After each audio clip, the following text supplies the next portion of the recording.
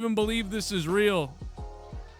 I can't believe it's real because Brody Lee absolutely annihilated the head of Matt Cardona, and now the Dark Order has him isolated in their corner, and the referee didn't see the shot by Brody Lee. If he had seen the shot by Brody Lee, honestly, I don't know, but the match may have stopped, and a chop across the sternum, and Brody Lee, the man who did the damage that's isolated Matt Cardona in this corner. His name should be Biff Raiden, but it's not. That's fine. And now Brody Lee just goes after that's all tactics right there by Brody Lee in the head of Dustin Rhodes, mocking him. And again, Matt Cardona in a dangerous situation after they pulled the ropes down. He landed on his head, and then Brody Lee kicked his head off his shoulders.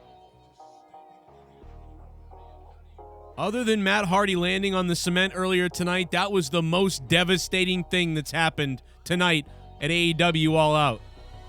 And the Dark Order continues to isolate, but now Cardona is starting to fight back against the Dark Order. They've had him pinned in the corner for about 5 minutes. Evil Uno with the vertical suplex, kick to the back of the head combination. 1, hook the leg, 2, and 2.5 Cardona. It's a miracle he kicked out. Dead center of the ring, isolated in the Dark Order's corner for 5 minutes, and they continue to cut the ring in half on the injured Cardona. Evil Uno going after the fresh. What's up, everybody? I'm just kidding. How you guys doing? What is wrong with this show tonight, guys? What are we watching? What are we watching tonight? This is really AEW All Out tonight. This first half of AEW All Out has been absolutely horrific.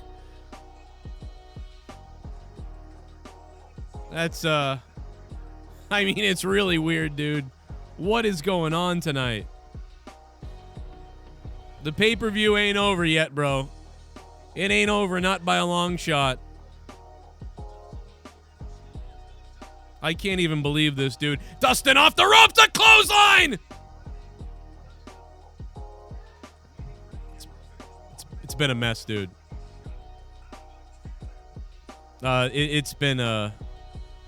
This has been... Guys, Triple Mania has been amazing tonight. Aren't you guys enjoying Triple Mania WCW 2001? Power slam by Dustin Rhodes on Evil Uno, and now inverted atomic drop, and now a power slam again. The veteran is on fire. Here's Colt Cabana. Oh, he fakes the right hand, then goes to the midsection with a kick. Dustin, and there it is! Oh, a super kick by Brody Lee falls right into Scorpio Sky, who makes the tag. And he's got his eyes dead locked on the leader of the Dark Order. And he said, one-on-one, you and me, let's go. But wait. That bitch from behind, that stupid bitch. Oh, wait a minute. Brandy Rhodes has had enough. I don't know, guys. I'm just out of my mind right now, man. Scorpio Sky, head scissors, tilt-a-whirl, Brody Lee. Catapulted right into the bottom rope into the outside, and Scorpio Sky standing solo in the ring. And the Dark Order is going to have to potentially retreat here. Or are they going to surround Scorpio Sky now? Brody Lee on the outside. All right. I'm wet, guys. I'm ready to just, like, guys, what have we watched tonight? What have we watched tonight on this pay-per-view? Matt Hardy is, like, broke his head. You know what? I don't understand why the commentary was so asleep during Thunder Rosa's match. Why was that? Why was, Thunder Rosa and Shida, I thought they were having a pretty good wrestling match. And, they just sort of, like, were like, okay, you look at the girls. Yeah, okay. Oh, it's over. It's over now. It's over. Okay. It was very strange. Very weird.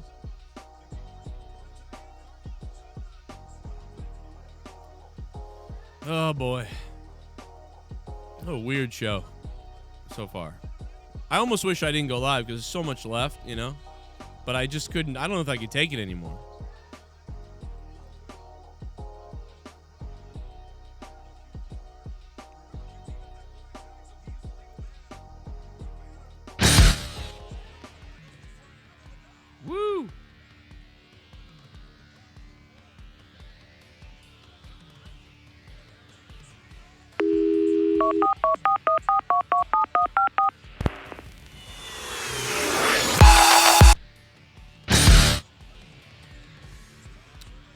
I need some good chill background music.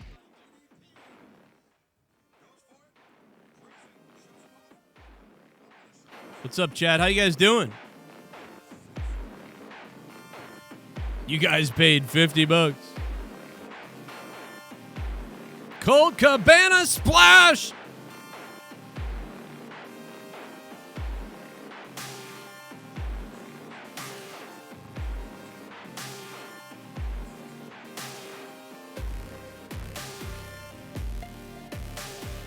What's up, chat? How you guys doing?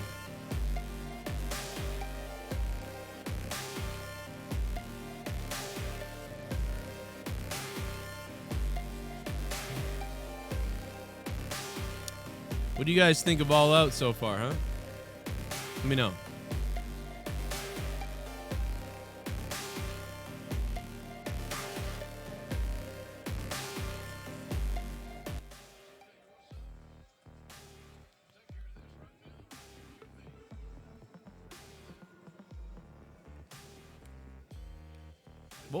What was that about? I'm lost on that. On that tag, I guess. Dark Order lost earlier tonight. Oh, Brody Lee with a lariat from hell! Brody Lee with a lariat from the dark depths of hell! Right across the throat of Dustin Rhodes, and again, the Brody Lee happy to take the assist. Moonsault miss. Colt Cabana crashing down on the ribs. Dustin with a roll-up. 1, 2. What? The Dark Order loses. Dustin with a roll-up. Oh, my God. Look at Brody Lee's face. He looks like he's at his mother's funeral. Brody Lee with a death stare. Wow. The Rhodes family's going to celebrate all night long, and somebody in the Dark Order, dare I say it, maybe killed. I mean, this Brody Lee, this is really not going to sit well with the Dark Order. The TNT champion, Brody Lee, he's like a drunken stepdad coming home too late, and you're still up. What is going on, bro? Ah! Oh my God, this show's hilarious. Oh my God, oh my good God. Wow. An absolute lariat and a layup they thought was set for Colt Cabana. And Colt Cabana was rolled up when he missed the moonsault. And, man, I'll tell you what, we may need the police. We may need law enforcement here with the way Brody Lee. This is, people at the rings better get the hell out of there. This is, he is bright red. He's got a stare. He hasn't blinked. Brody Lee has not blinked in the last 2 minutes. And now, look out here. Colt Cabana might want to get out of there. He was the guy who took the pin, but.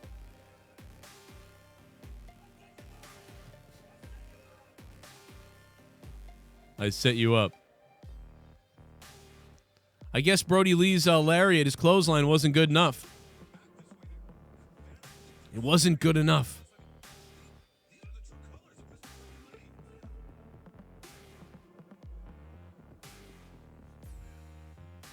What's up, everybody? Yeah, I'm a little bit behind everybody. Evil Uno looks like he's trying to give a hand job to Colt Cabana now, but instead he picks him up. I think they're going to go in the back right now, and I think what they're going to do is they're going to play hide the salami in the shower. Evil Uno, Colt Cabana. Who wouldn't want to see that, quite frankly? I'd love to see it.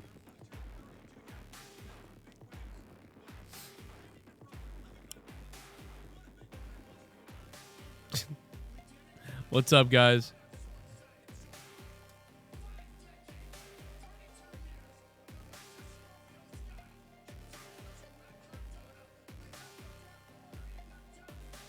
Matt Cardona. He really needs to become Biff Raiden. Please, somebody hit him up. Matt Cardona, save yourself. Become Biff Raiden. Trust me. Become Biff Raiden, please.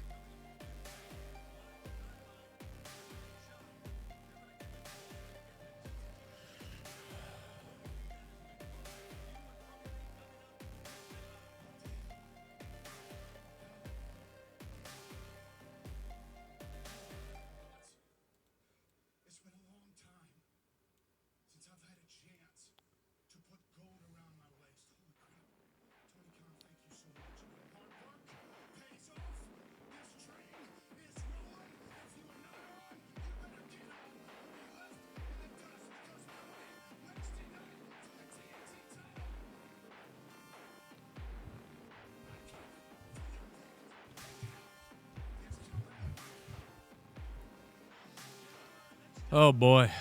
What a, I don't know what to tell you guys. I don't know what to tell you guys about tonight.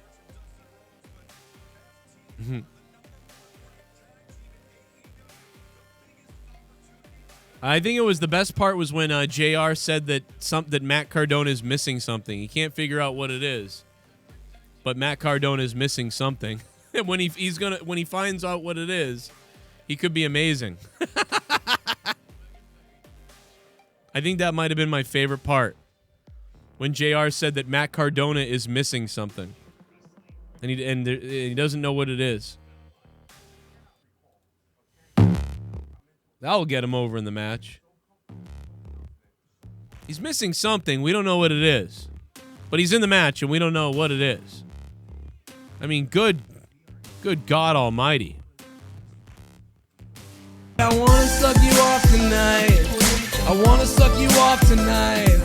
I'm wondering if it'd be alright if I goddamn suck you off tonight. Then I wanna suck you off all night. I will suck you off tonight.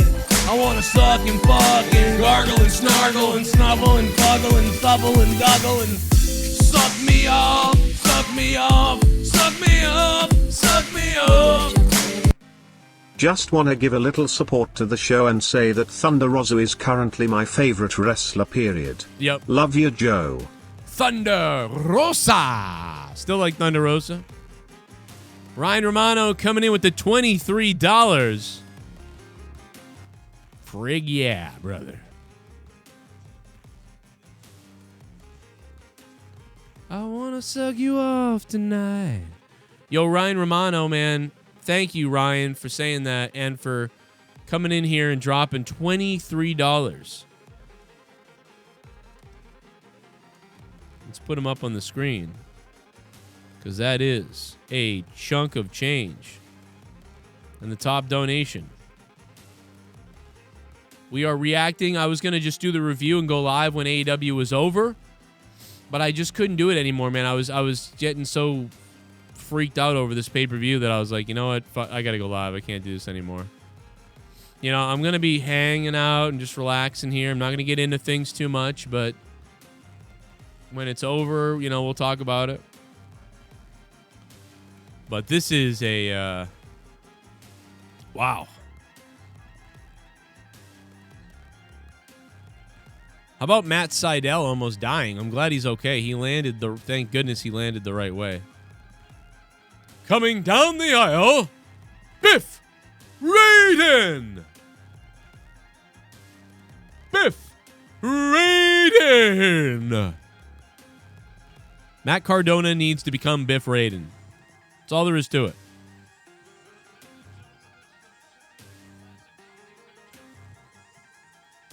I mean, what is happening on this pay-per-view, bro? We are live with the AEW All Out review after this.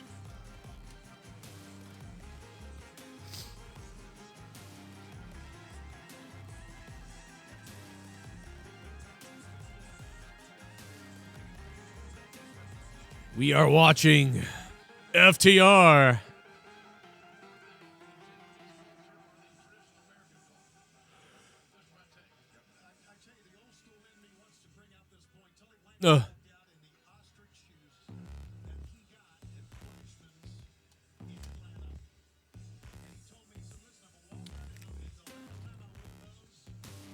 Here comes the champions Adam Hangman Page with the look of all the determination in the world as he steps foot out here and the pyro explodes in Florida. The humidity is off the page and the intensity in Adam Hangman Page's eyes is as well. Matching it. Locked on both his opponents right now, but still awaiting his fellow champion tag team partner, Kenny Omega.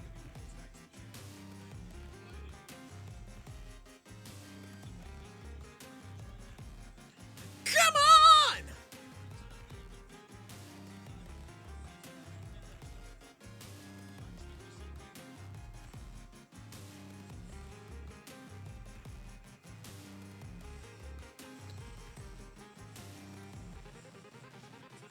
The second half of the AEW World Heavyweight Champions. Kenny Omega set to electrify the Florida sky here tonight at All Out.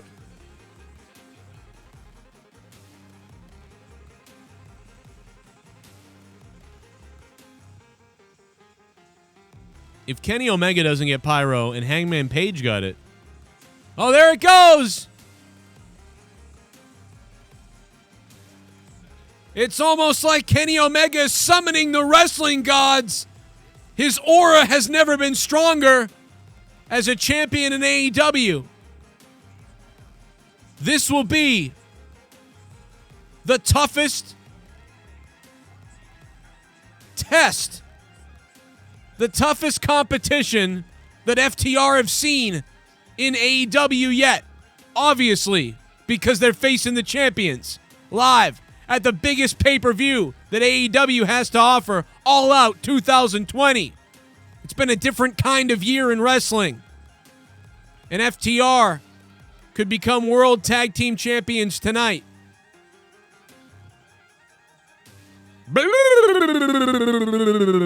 Look at Jon Moxley's sunglasses, everybody. They're beautiful. Look at Jon Moxley's sunglasses on your screen right now. How do you not want to make love to this man? How do you not want to make love to another man looking at those? Here we go, about to get it, man. Here we go. Here we go. Here we go. Oh, no. Cheers, bro.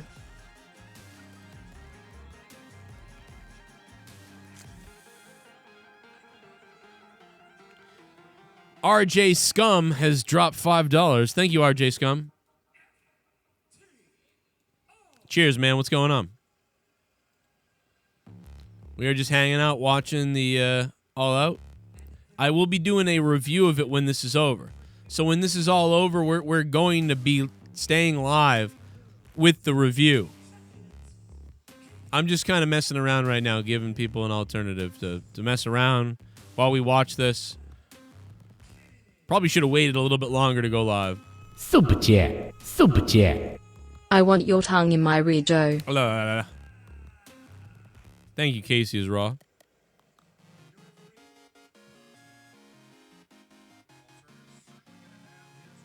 Shit bum. It's a good thing I didn't order the pay-per-view tonight cause it would have been a waste of money.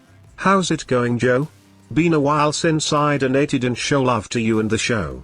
Also, Jim Ross just made an apology about the wardrobe malfunction comment.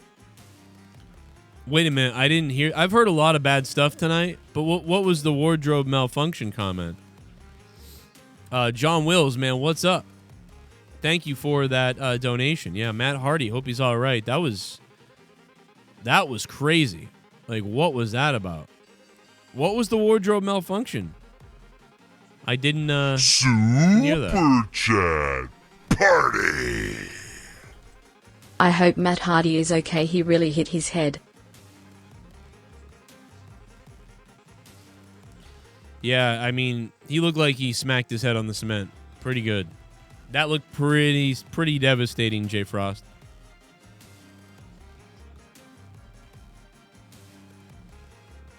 I honestly couldn't tell if it was some kind of planned thing, and then it was like, yeah,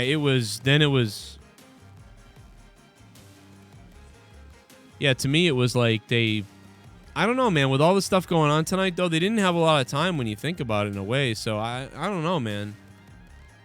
It was hard for me to tell what was real and not real with that. But it looked like he hit his head on the cement. I mean, unless they really did a good job planning that and making it look like whatever. And why, though? Why would you do that, though? That's the question. Why would you start a match, have this shocking moment where it looks like the guy's dead, and then stop the match? That's a last man standing match. You know what I mean? Like, you wouldn't ring the bell on a last man standing match. Like, even if you were trying to work everybody, you would, you know what I mean? You would just have the guy go talk to the doctor. Like, well, Matt Hardy's standing, but he's not there, and there's a difference there. So then you can't just count him out when he's standing up and he doesn't know who he is and where he is. He's got to be evaluated by medical staff, you know. And I think maybe I couldn't. It was tough, man. It was tough. This has been a rough show, though. Matt Hardy wins.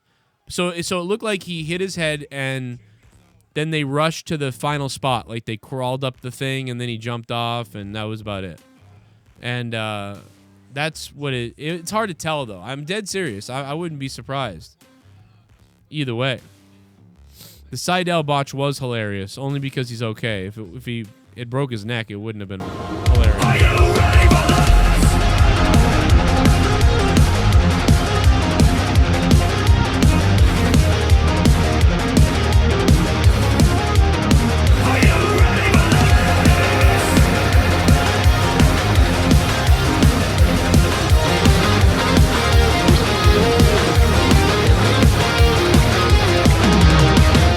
Got 2 more matches left after this. I wasted $50 on this on PlayStation. Could have bought Tony Hawk or Avengers.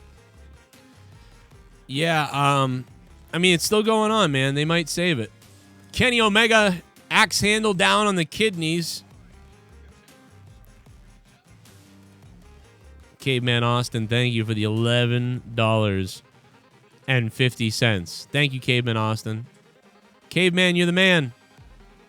I'll be right back. I'm going to fix my microphone. Guys, hang out. We're hanging out, watching All Out. And I'm going to grab some water. Champions. Little 2-on-1 action on FTR. Kenny Omega. Hangman Page downstairs, upstairs. Dual kicks and off the rope. Shot to the face. Omega! I'll be right back. We are... Man, that shooting star by Hangman and hooks the leg in a 2. Come on! I'm in a weird mood, everybody. I'm in a weird mood.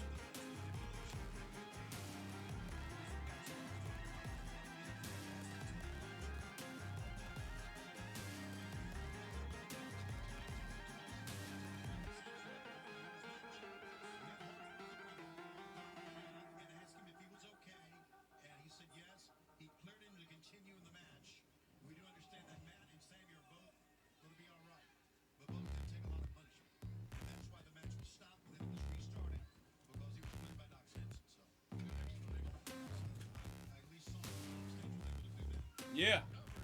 Yeah.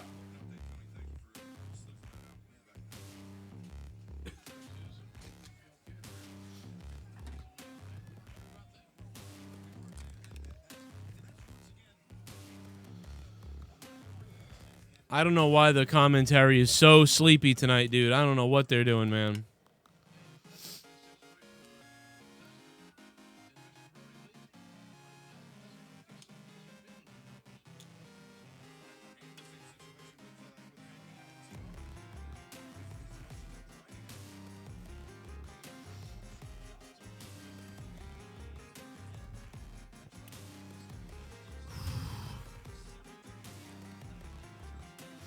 Fucking humid in my... It's humid in my place, too, man. It's, like, super humid here. Rib shots.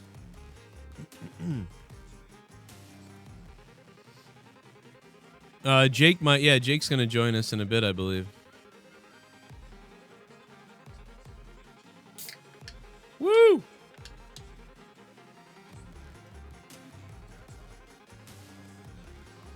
People like, I risked my life for this.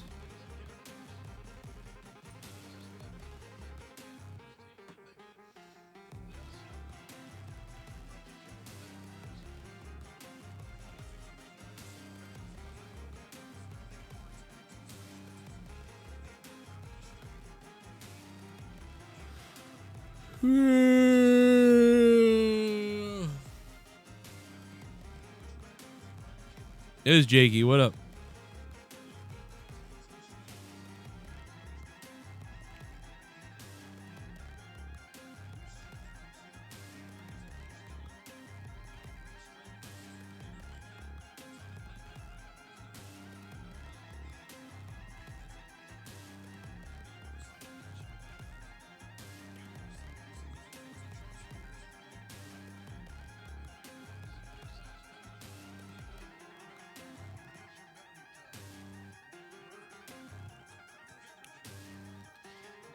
JR got Me Too during the show. He already tweeted an apology. What did he say? I gotta go look this up.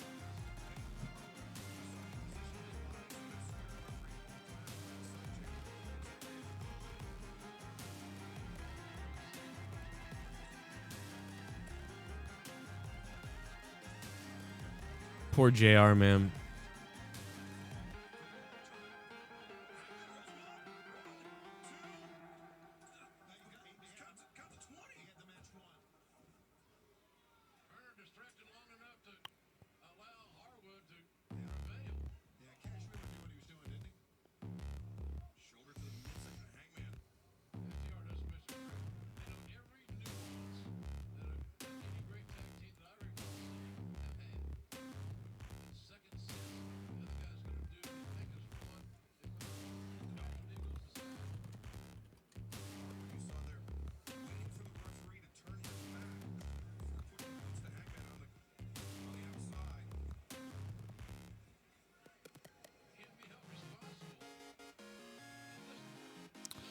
What's the wardrobe malfunction comment that everybody's crying about? Can somebody tell me what he said? Like, I don't even get it.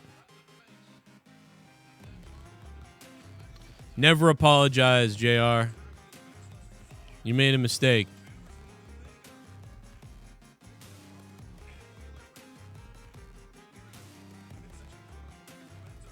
I'm more worried about all the other commentary. It's just so terrible.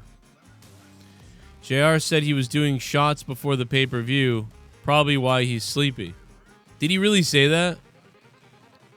They're all a mess, dude. The whole commentary sounds like garbage.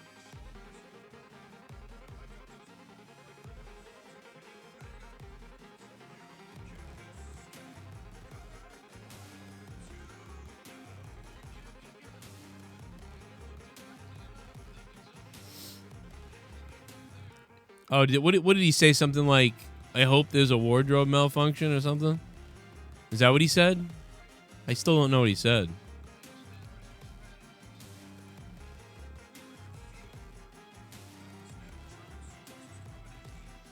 Man, this has been a mess of a show tonight, I gotta tell you. What a mess.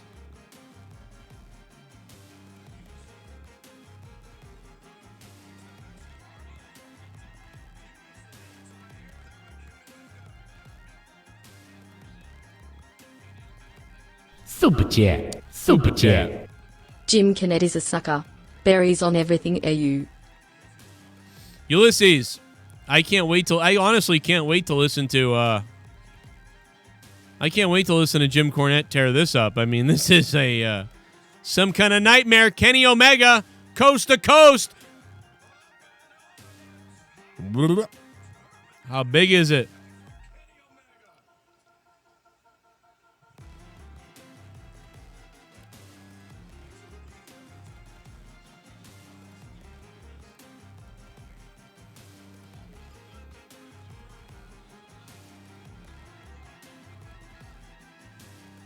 JR is crapping on Omega. It's all fun and games until you crash and burn. It's fun to watch. He's like shitting on the style of Kenny Omega. What is JR doing? Oh my God, dude. What is JR doing tonight, man? JR is like shitting on the fucking wrestlers, dude. Oh my God, JR shits on Kenny Omega.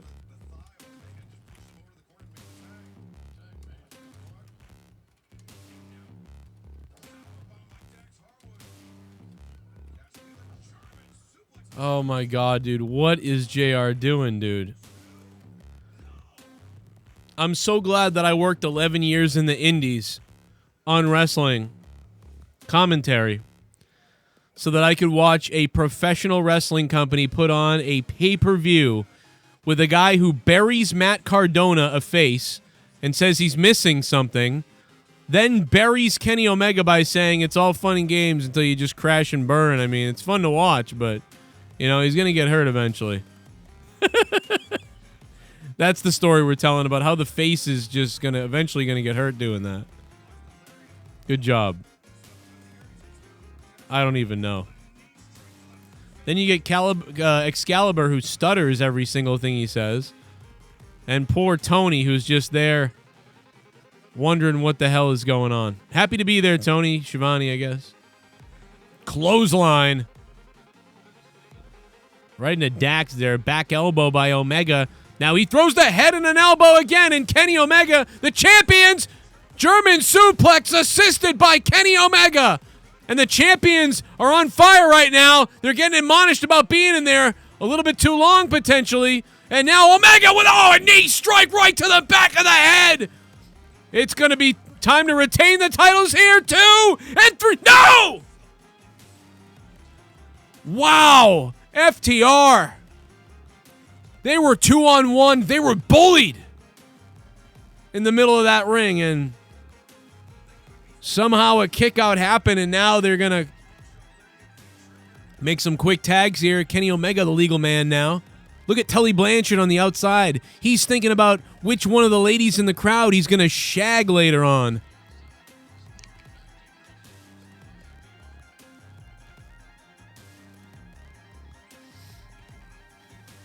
What is the commentary tonight, man? I'd be jacked up for this if I was there. There you go, JR. Knock the hell out of him. Knock the hell out of him. I don't know about you guys, but this pay-per-view is kicking the crap out of WrestleMania 2.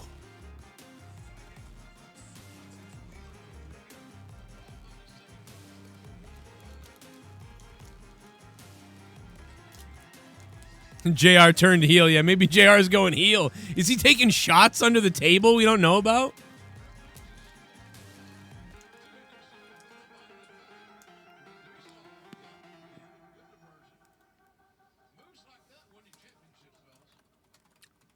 That's the heads-up instinct of FTR.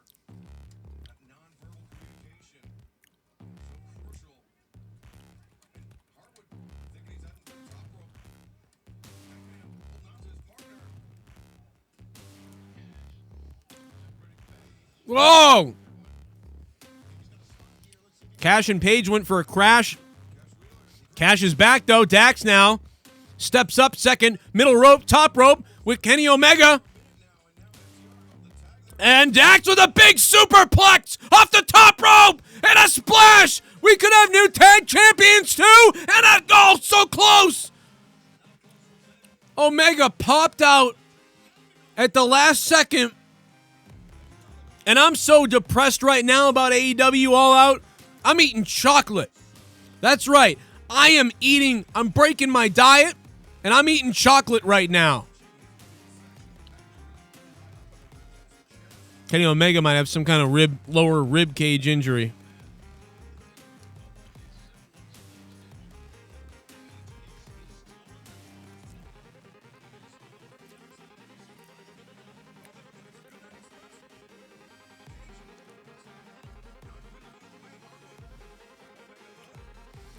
Oh! Brain buster in the center of the ring on Omega. Clothesline. Tornado DDT! Might have broken the neck of Adam Page. Omega, Poison Rana!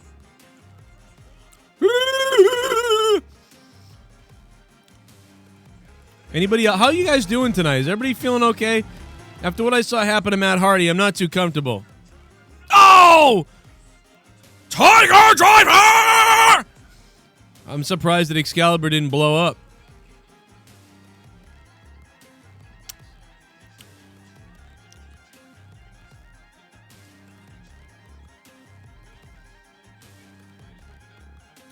AEW All Out, man. If you're not watching this and you're a wrestling fan, what in the world is wrong with you? Brandy Rhodes, oh, V-trigger! He caught him right in the ear. Might have exploded the eardrum, maybe not though, because I'm eating chocolate. Oh, V-trigger missed, he hit the shin. Oh, dragon screw! Through the middle rope and a second one. Oh my goodness! Kenny Omega's leg, his knee. I can't even imagine the type of pain that Kenny Omega is in right now. One mistake, double dragon screw. And now submission, all the pressure to that leg. And Jon Moxley, look at how sexy John looks with those sunglasses, guys. You see those sunglasses? I like it. We have a new member. Whoa, we got a new member, baby.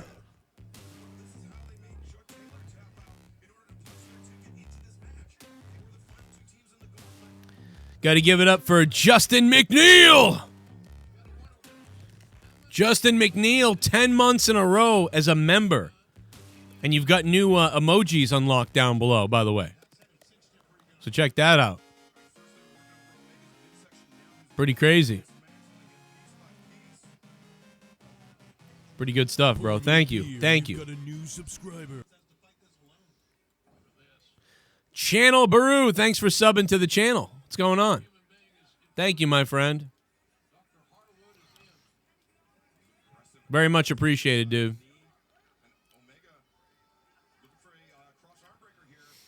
Omega. He's in trouble. Dax coming down on the leg. Omega, major injury potentially to Omega. He's got to get out of there. He's got to tag Hangman Page in if they're going to hope to retain the tag team titles, the AEW World Heavyweight Tag Team titles. That, let's face it, we know that FTR, they're here for the gold. They're here for the glory. They're here for the money, and that's what comes when you win the gold. You win the gold, you're the best. You get the money, you get the glory, you get the respect. Everybody's saying your name, everybody knows who you are, and my goodness, Kenny Omega is badly injured, and he's on the outside trying to get the hell out of the ring. Hangman Page is over there trying to talk strategy with him and figure out exactly what's going on.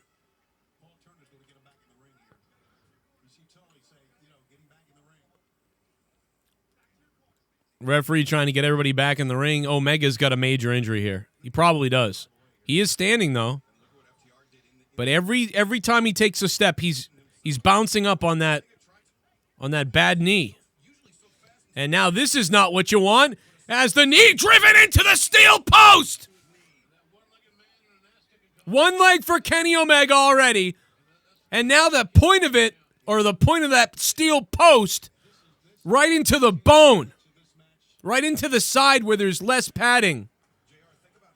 On a knee pad, you get that big absorption in the middle of the knee pad. Well, he hit the side of it where there's less padding, where his bone on the kneecap is. Right on the post. And Omega, desperation elbows, and now he's getting choked from behind, and the referee can tell everybody, get back to your corners. Keep an eye on FTR. Omega fighting for his damn life in the corner here. FTR, oh, Omega goes over the top, and he can't plant down on that leg. Standing switch by Omega, and oh, wow! What a snapdragon desperation. He should just roll over to Hangman Page. He ducks out of the way. Hangman takes a shot. Omega from behind. Another snapdragon. Can he make the tag? He's got to make the tag. He can. A full Nelson set up. And now a roll through. And step through and heads collided there. Hangman Page. Schoolboy 1, 2, 3. Oh, no. Omega needs to get out of this. Get out of this ring now. But Dax made contact with Hangman Page's head. They collided heads, and Adam Page is on the outside, and he might be, well, he's just now starting to make his way back up, but now Dax has control again for FTR. And once again, Kenny Omega feels like 1,000 miles away from his corner, and he ducked, and Dax hit his throat right off the top turnbuckle. And a tag is made. FTR makes the tag first. Kenny Omega still trying to get over. He does tag Hangman Page. Clothesline. Hangman Page is back. Oh, yeah. I'm ready to go. I'm Alex Jones. Hangman Page with a boot to the face. Springboard clothesline. Caught Dax on the outside. Hangman Page with a waist lock and a back elbow. Caught him in the side of the cheek. Cash Wheeler, crossbody caught by Hangman Page. Throwaway slam, nip up by Hangman Page, and a slingshot crossbody to the outside. It's 2-on-1, and right now, Hangman Page is winning the 2-on-1 battle. Hangman Page with the same intensity in his eyes right now that he had when he came out earlier when he wanted to retain those World Tag Team Championships. And what is he doing? He's up on the top rope. And oh my God, on the outside! Diving through! FTR! He almost hit Tully Blanchard. Adam Page turns his body into a car crash. And both challengers were absolutely annihilated by the falling body of Hangman Page, who threw caution to the wind. And now a cover, 2, and it wasn't enough. It wasn't enough to retain the AEW World Heavyweight Tag Team titles. I don't know what they're called. Goddamn Excalibur doesn't even know what a Falcon Arrow and a Michinoku Driver is. What do you think about this, Teddy? I can't believe that this is going on. Oh, really? Okay, Teddy. Little Teddy. It's been a great match so far, though, really. I just really hate that son of a bitch, Kenny Omega. Now, why would you say that about Kenny Omega? Because he's Asian. He's not Asian. And so what if he was Asian? What the hell does that mean? What, are you racist? Kind of. You... Come on. A cover 1, 2, 3... No! Oh, man, Dax. Dax can't believe it. These guys are sweating so bad right now. The humidity here in Florida, it hasn't been mentioned, I don't even think, at all tonight.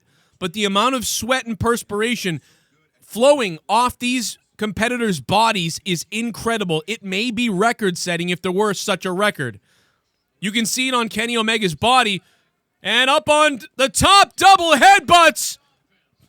And I'll tell you what, Dax is hit first. 1, 2, new champions. No, Kenny Omega able to get in there. And Kenny Omega, on top of that, slapped Hangman Page in the face a couple times to try to wake him up. Smart move by Kenny Omega. Try to slap him into snapping out of it. But what happened is Dax came off the top rope with the headbutt first. He nailed Hangman Page. Hangman Page then reacted with the pain. He popped up, and as he did that, he was hit again with a second headbutt. The front of the head's to the side of the head, and there's just a big difference between the impact. Sunset flip to the outside. Kenny Omega hanging on for dear life, and now Dax on the top, and now might turn it into a flying bulldog off the side of the apron. Face and wrist first, Kenny Omega. And he's lost so much sweat. You got to be ready for a short you got to be ready for a long match that could take place in a humidity in this arena is unbelievable. Hangman Page, a kick to Wheeler. Hey, guys, I ripped off this Pepsi cover. Look at this. I just hope that stupid idiot Kenny Omega loses. Now, I mean, can you just call the match? Why do you have to have a favorite? I don't understand it. Another big bulldog Dax crushing the head of Hangman Page. We could have new champions at All Out 2, and so close. You can see the look on Dax's face right now. He is absolutely disgusted. He's disgusted. The referee's hand literally about an inch away from making these men money that they've never made before. From making these men the champions. And now Dax, back body drop! Oh my God! The kidneys of Dax! Smashed into the side of the apron. Dax just crashed and burned on the outside. What a back body drop. And now Hangman Page. What is this? Oh my God! 1, 2, and not enough for the champions. Are you kidding me?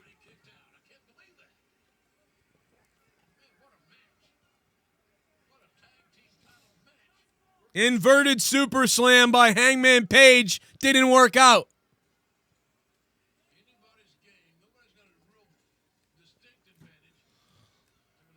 Now, that was incredible stuff. Almost like a Spanish fly, except when you drive somebody that way, all your body weight really does come crashing down on their stomach to knock the wind out of them. So at the same time you knock the wind out of somebody, you get the 1, 2, 3 instantly if you get the cover done the right way. And it was very close to having that result. Buckshot lariat missed. Hooked of the arms. Oh, V-trigger. Oh, but he hit. Oh, no. Oh, and he got clipped. He got clipped from behind. Good Lord, Kenny Omega, he V-triggered his partner. He V-triggered Hangman Page. And then from behind, he got clipped. He got shot blocked by... Omega can't even get out of the ring. He's just incapacitated, and he received a basement drop kick to the jaw for his troubles. And FTR with the tag in on the middle rope. Oh, they're set up for the spike pile driver! That's it, Kenny. Oh, my goodness. This is it.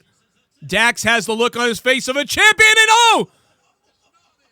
Now he's got the look of disbelief! And Tully Blanchard has been the most animated I've seen him this entire match. He moved about 5 feet on that 2.5. I was about to say that we're going to need an ambulance out here for this match.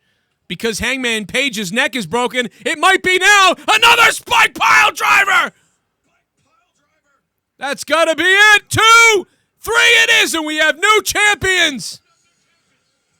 Kenny Omega just couldn't get back into the ring.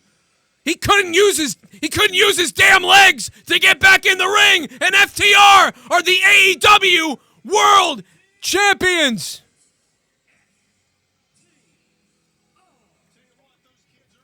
FTR, the tag team champions of AEW. They had to damn near incapacitate Kenny Omega's knee.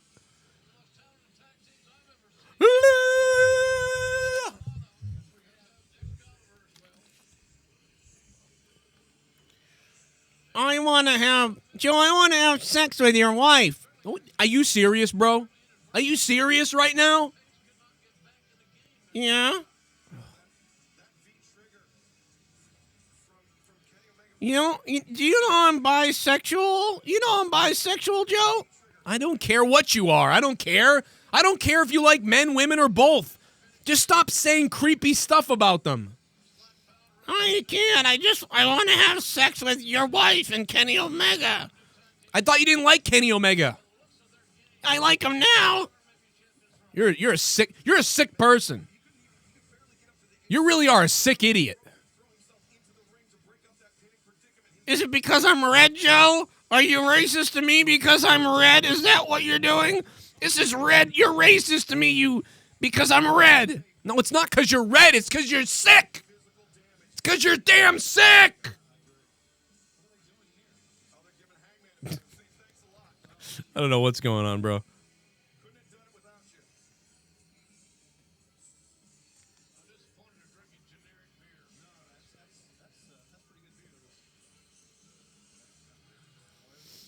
JR called it generic beer.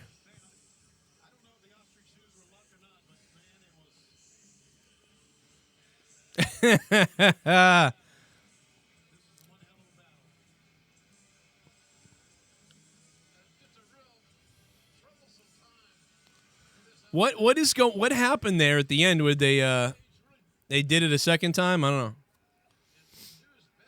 Oh, these tables are the worst. This table that Kenny Omega's pulling out right now, I literally have one in my other room. These are the ones that could almost cut your fingers off these tables. See that table? Because you got to like spread it open and then open it up the right way. These tables are the worst. You can always lose a finger on these tables. They are absolutely the worst. And Kenny Omega's thinking right now, how could I jam my own finger in this table? But he throws it away instead. Oh, my goodness.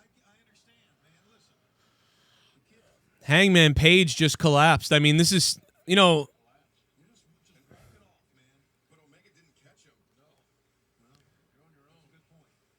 I mean, this is serious, man. There's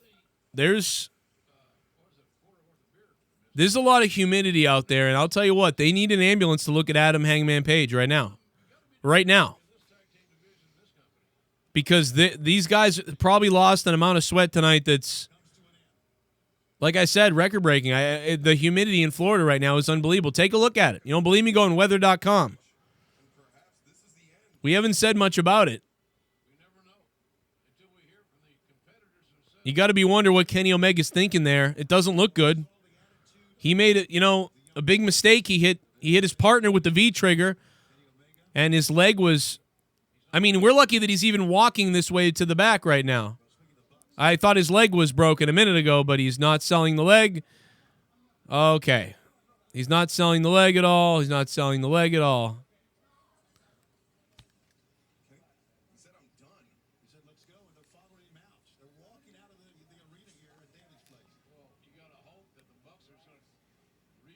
Kenny Omega apparently his leg is okay again, everybody. Kenny Omega, it's a miracle. It's a miracle right now. Kenny Omega's leg is fine. Unbelievable. It's amazing. Thank God Kenny Omega's leg is okay. Because I really thought that there was an injury there when he couldn't get into the ring several times.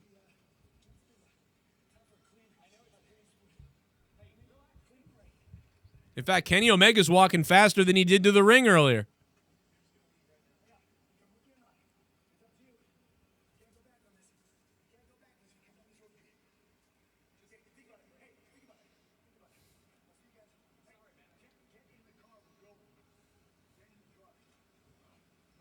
Omega laid out an ultimatum to the Young Bucks. They didn't get in the car with him. Boy, the elite, man. What a moment.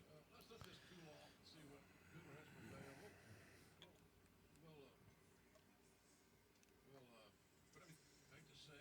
Obviously, in the moment, you get angry at things. You can remember being a kid, losing a sports game, a championship, a big game, and sometimes you do the wrong thing and you start blaming other people but yourself, and things happen in friendships, but you forget about it literally the next day, or you move on, you figure it out, and that's what I think you're seeing there probably.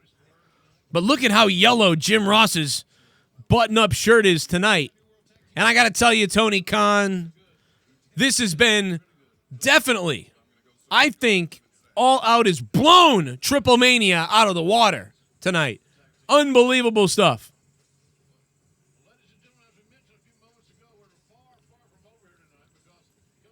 Take that Triple Mania. Take that WrestleMania 2. I think we kicked the crap out of WrestleMania 2 tonight. Kenny Omega couldn't get to the ring to break up the pin, but he could storm out of there really quickly.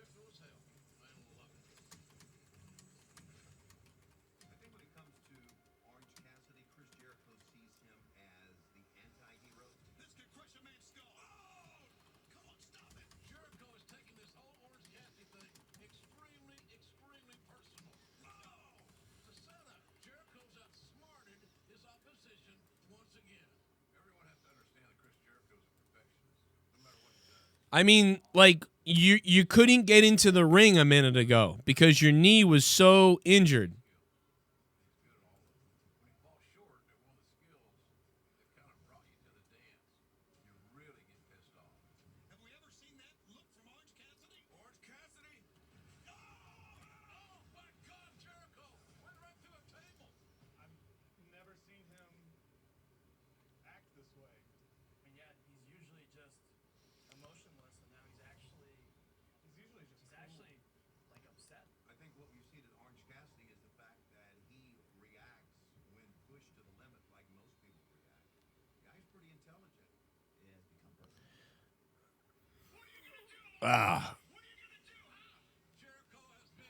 Rebby Hardy is flipping out on Twitter as you would expect.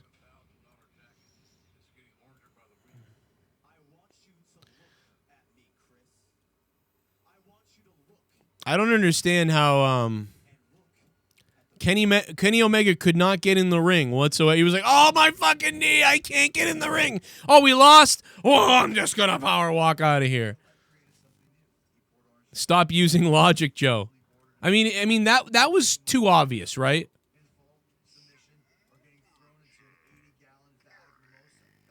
No. No, and he's not going to. You know? He ain't going to be showing up tonight.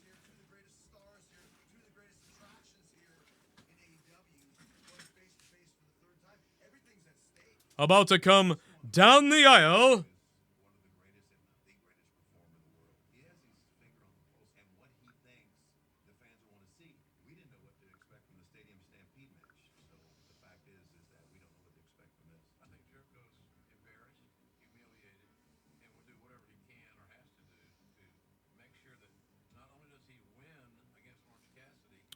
Thank you, DanH&Cora, for the donation. What's up, everybody? Everybody in the club we're getting titsy. Oh shit. Oh my God. He's back. Stone Cold Cronin fan. Oh my God, dude. Stone Cold Cronin fan. He's back and he became a member. Dude, what's been going on, man? Holy crap. Wow. I mean, I'm losing my voice.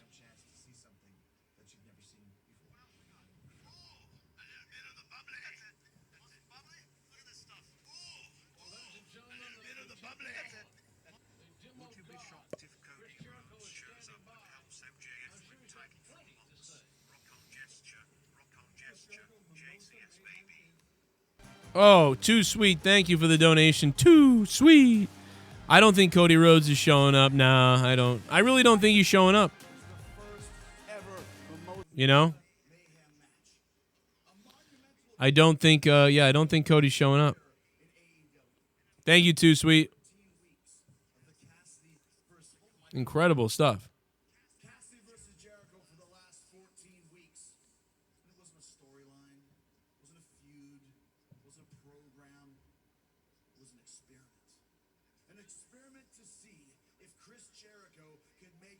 Jericho!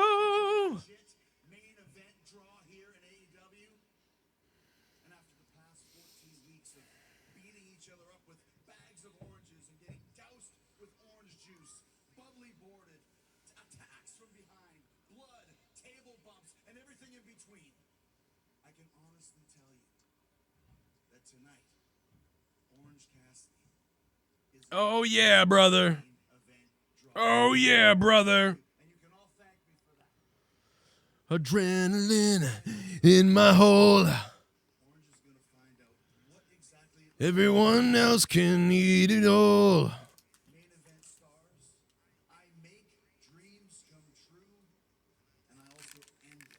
Are we already shadow banned or what? I can't. We haven't been shadow banned in a while, to be honest.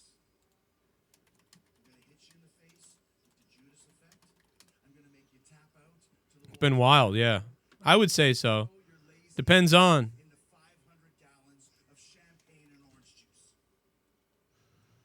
God damn, son.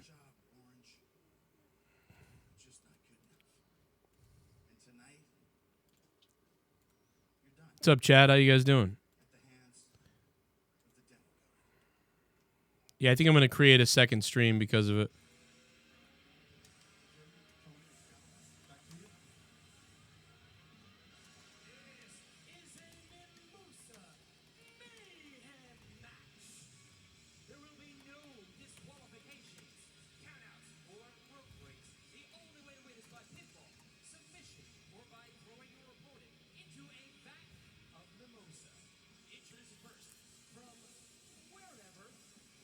This show ain't going to end for a while, man. It's 10:52.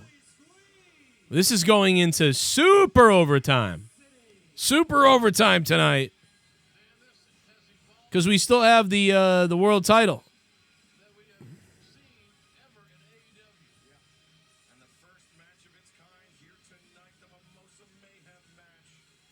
I didn't realize how late it was. That tag team match was long as hell.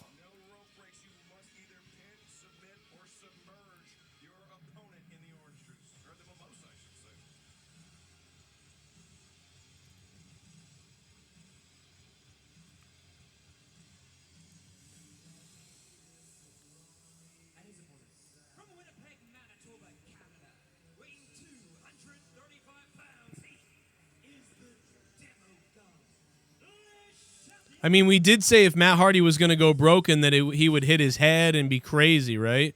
That's the only way to turn him fully broken again. But he already was kind of being broken in the match, wasn't he? So it doesn't make any sense. Now he really is broken, yeah. Now it's a mess.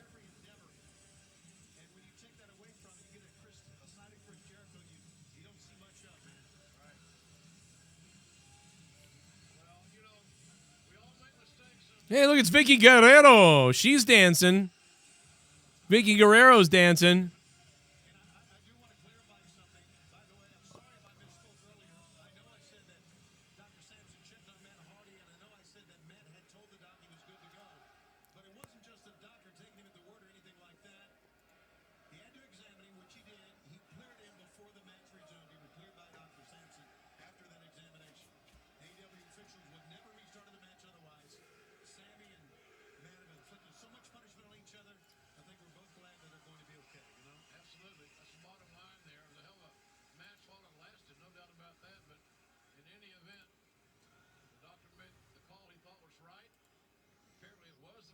They should turn JR heel. That'd be hilarious, man.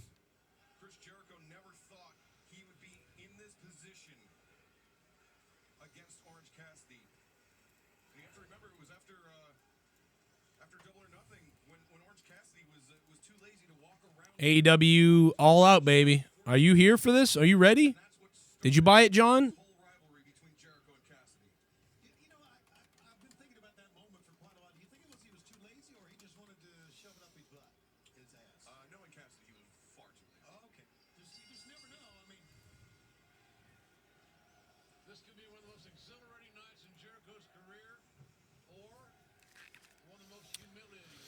Ugh.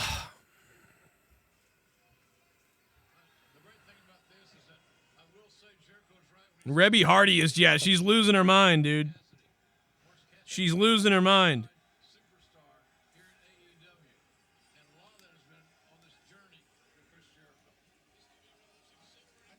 Rebby Hardy is losing her mind, but I mean, you know, you would think that, right? You would expect it to, she'd be pissed, right? I mean, dude, mine with Leah would be beating me in the head with something. Oh, right off the bat!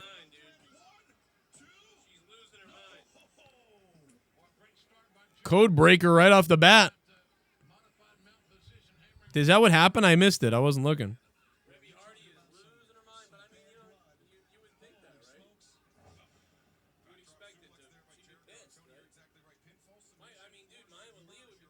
No, I didn't buy the pay-per-view. John Wills, what up, John Wills? What is going on with the commentary right now? Is it good? I haven't heard it in a minute. Is that what happened? I missed it. I wasn't looking. Oh.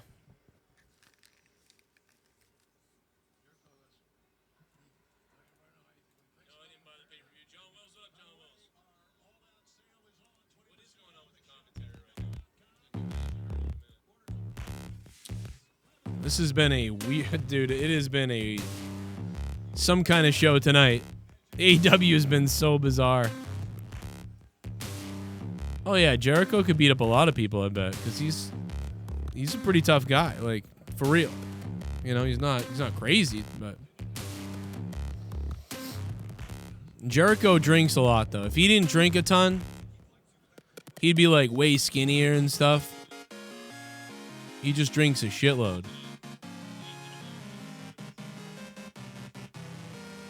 Slingshot, Orange Cassidy almost got slingshot into the vat. You can touch the vat, you can get dipped into it, but you got to go into the vat fully to lose. It really looks like my piss after a long night of drinking, to be honest.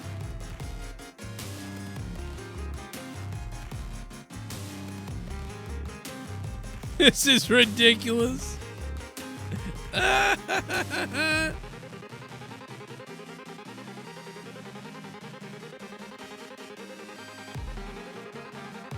Hey, there's a fan up there.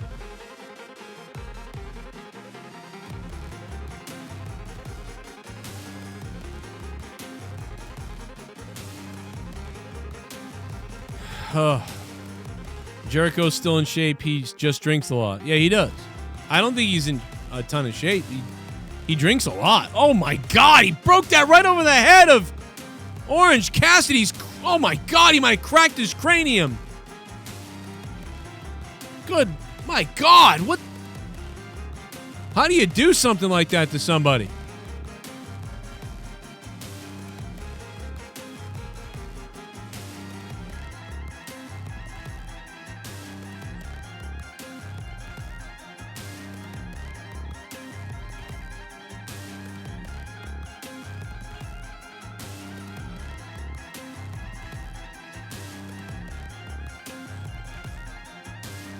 Jericho has a drinking problem, says JAR. What's up, man? Bernard. What's up, Too Sweet? Thanks for the donation, Too Sweet. Ooh, right hand by Orange Cassidy.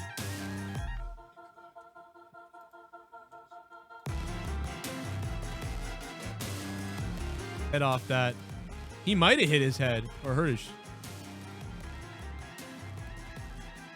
It's like, I don't even, if I was Jericho, I would not have expected the safety guardrail to open up that quickly.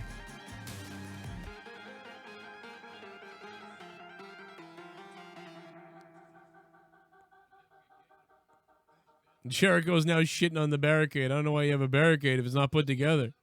Dude, Jericho. I mean, JR has just been shitting on everything tonight. I love it. I mean, it's been a mess, bro. This has been a hilarious mess tonight. I'll never forget it, though. I mean, I might forget a lot of it, but you know what I mean. You know what I mean.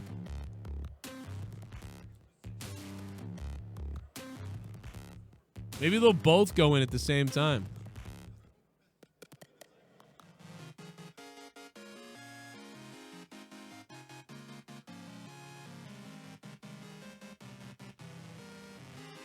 What is in that?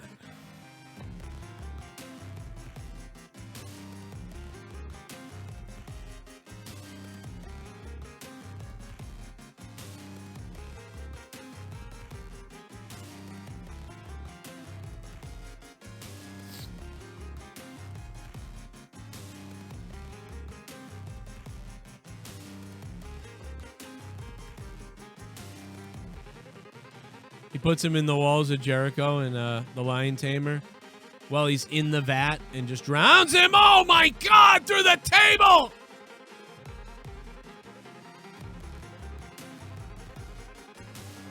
back of Orange Cassidy's head met the 2x4 that was holding that table together.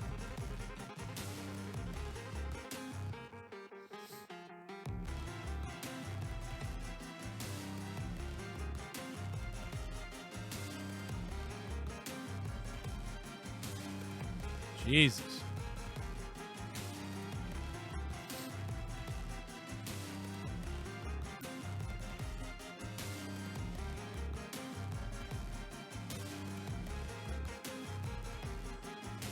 The bubbly.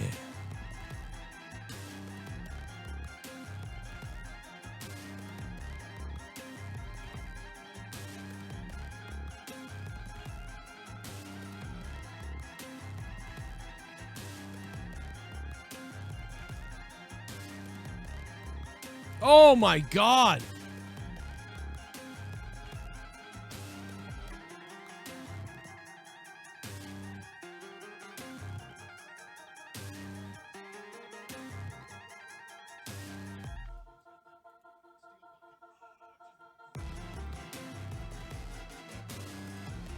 That bucket across the head, and Jericho goes flying through the middle rope back into the ring. Desperate move by Orange Cassidy, crawling towards the bucket. And big right hand by the smaller Orange Cassidy. You can see the sweat again coming down as the humidity's taking its toll now on these two men. Jericho hooks himself on the rope. And here comes, he's sucking him in. He's sucking him in, and Orange Cassidy almost went into the vat of Mimosa. Jericho, springboard drop kick. Teetering near the Mimosa. And here comes Jericho. Leapfrogs roll up 2.5. Jericho, really the inexperience of Cassidy, sucking him in. Michinoku driver. And still, Excalibur doesn't know what it is. JR does. Media One Software in the chat goes 4-hour pay-per-view, all for an AEW, all for a dumpster fire botch fest. It has been a very strange night tonight at AEW, I will say that. The elevated aerial camera, nothing cooler than that shot when it pops up. And now both men on both knees starting to fire right hands into the sides of the jaws, cheeks, and head. Reared back elbow by Cassidy. Jericho back to his feet first. Fists of fire from both men. Jericho with a... suplex into a stunner by Orange Cassidy. Jack the jaw on the throat of Jericho. And Cassidy coming out of his comfort zone, showing some emotion. Tilt-a-whirl DDT reversed into the Lion Tamer, maybe. If Jericho turns it over in the middle of the ring. Dead center of the ring. Lion Tamer. How in the world is Orange Cassidy going to get out of this? Aubrey Edwards looking right into the eyes of Orange Cassidy, and somehow he's crawling to the ropes, and he got there. There's no breaks, though, because it's a no DQ match. Now he's crawling towards the vat. Oh, he's got a piece of glass. Well, the glass broke. He's got to be careful. He dumps some mimosa. What, is he going to take a drink while he passes out? Cassidy going to have a drink. Well, this guy really is an idiot. He's going to have a drink. He's about to lose a match, and he's going to have a drink. Or what's that? Oh, wait, he threw it in Jericho's face. He threw the mimosa into the eyes of Jericho. Small package roll up. 1, 2, no. Actually, that was a clever move. I thought he was going to get drunk. Superman punch. That might have knocked out Jericho. The desperation and creativity of Orange Cassidy right now is off the page. Chris Jericho might be headed into the Mimosa. Oh, one leg. One leg. One leg went in. But the body of Jericho came dropping down on the side ring apron, and Orange Cassidy up to the middle rope. Measures him with a right hand to the head. Jericho goes for the gut blow, trying to knock the wind out, and now he's got Cassidy. Cassidy up to the top rope. Oh, man, he snapped the back of Jericho's neck off the top rope. And now he guides Jericho into the turnbuckle. Cassidy collapses. Again, this is when the exertion, the stamina, all the fluids in the body have left you in the humidity of Florida at All Out 2020. And Orange Cassidy on the middle rope inside the ring. Jericho on the outside of the ring. Now steps over. Now hooking the tights is Orange Cassidy. Jericho has no choice but to try to get up there and reverse it, and he throws Orange Cassidy off the center rope. And now Jericho perched up on the middle rope. Orange Cassidy just nipped up. He climbs back up to the top, and a Hurricane Rana! Anybody could have slipped there with the amount of sweat going on. Orange Cassidy, oh, a kick to hell! It's good! It's good! What a punt by Cassidy! Tilt-a-whirl DDT! Jericho down 1, 2, no! How close was Orange Cassidy to putting Chris Jericho away with an unbelievable combination of moves? Look at the desperation on Jericho's face, the exasperation.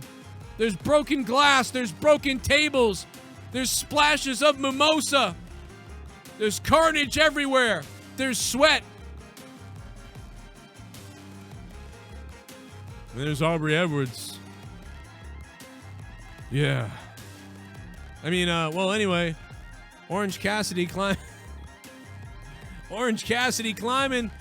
to the top rope. Here comes Cassidy. Oh my God! A code breaker! Oh, good Lord! And then his head spiked the canvas. Jericho caught him. No!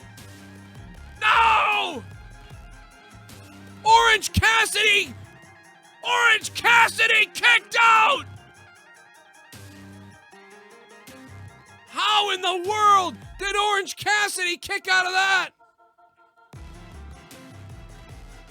Jericho absolutely spiked him.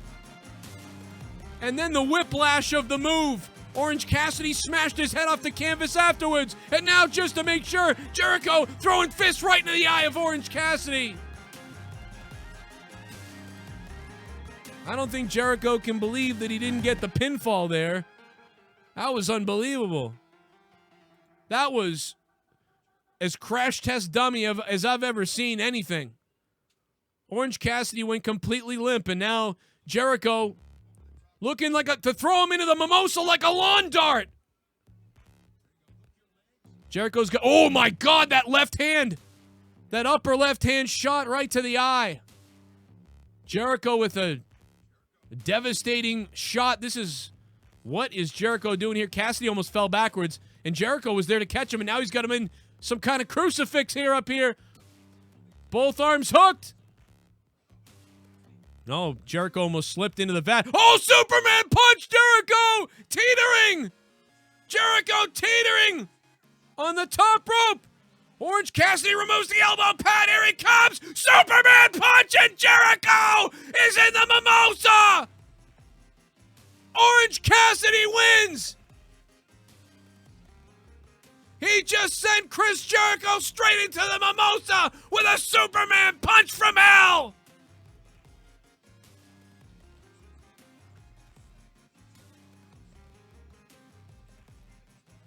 You talk about guts from a young competitor like Orange Cassidy. Desperation, guts. Kind of reminds me of the Nickelodeon show Guts when they land in a vat full of gooey shit. To be honest, Jericho doesn't, I don't even know if Jericho knows where he is. He got Superman punch, he fell back, and his own, look at that, he just floated back to the top. He's lucky he didn't just go head first. We've got, I can't even deal with it anymore.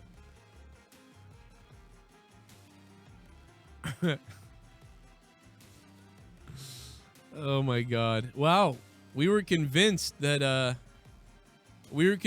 Jericho would win, and then he would get thrown into the Mimosa. He actually straight up just beat Jericho by knocking him into the Mimosa. Hilarious. That was kind of fun, though. It was kind of fun. You know? Right? Oh, my God.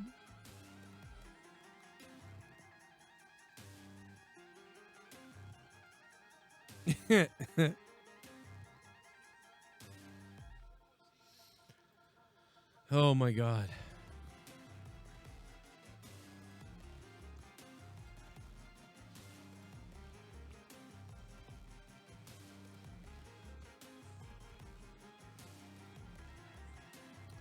He drank it in, man.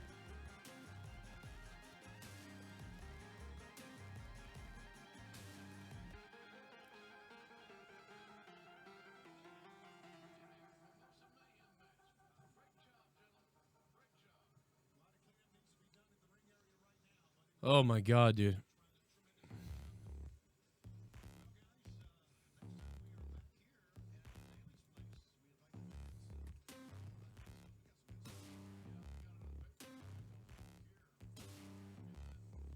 That was something else.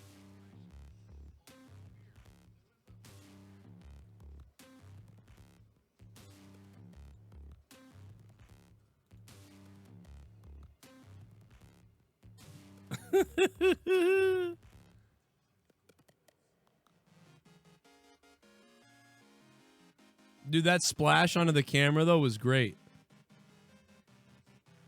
How are they going to wipe that camera down?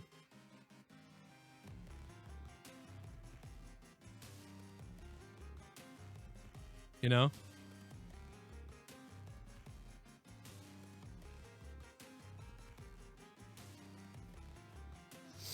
They're going to have to wipe that camera down, bro.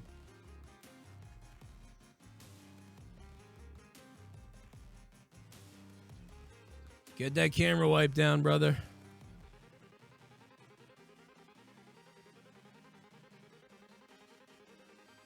That overhead shot of Jericho in the Mimosa was pretty fucking hilarious to me.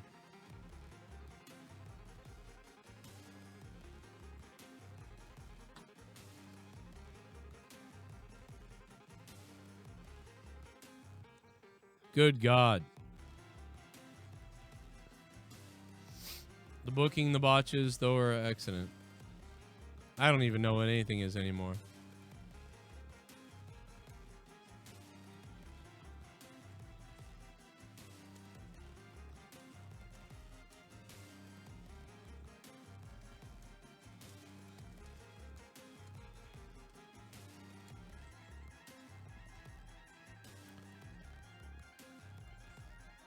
Joe is, I am having fun, but it's, I mean, this is a mess.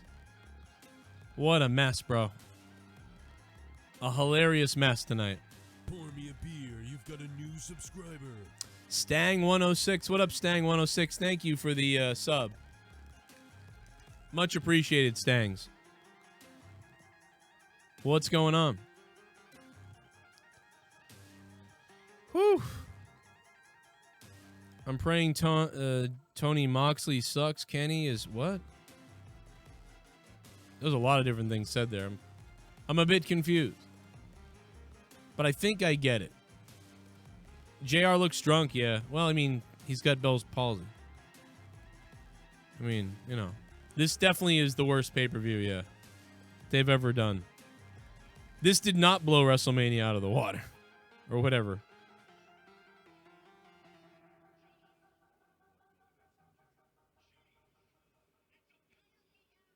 This is a nightmare. Jericho is your only big-time star, says Jake to me in a comment.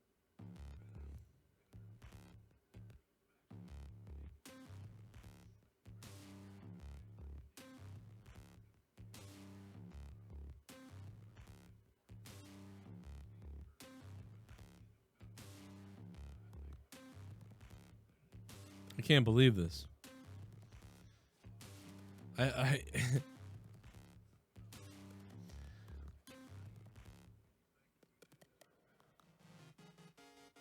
This is really incredible tonight. I can't believe it. Like, what a mess. Oh my God, it can't.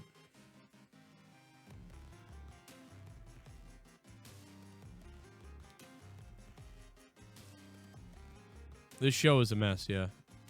This is really bad. Dude, that sell or that shot right there of Moxley throwing MJF into the podium thing, that was awesome. That looked really good. That looked better than anything tonight.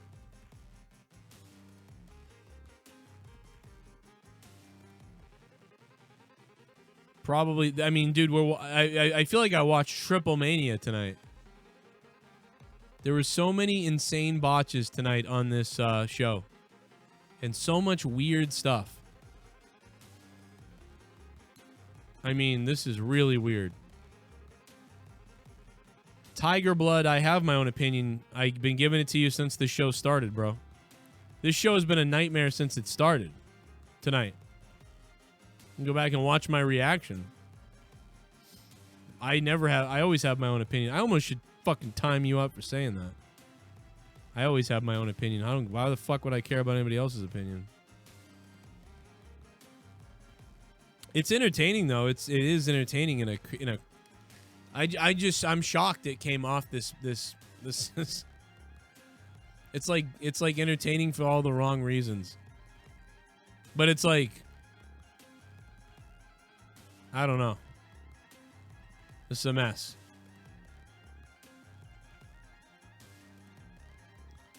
This was better than WrestleMania. I don't know. I think my favorite part was when Kenny Omega had a major knee injury and then he ran to the back the whole way.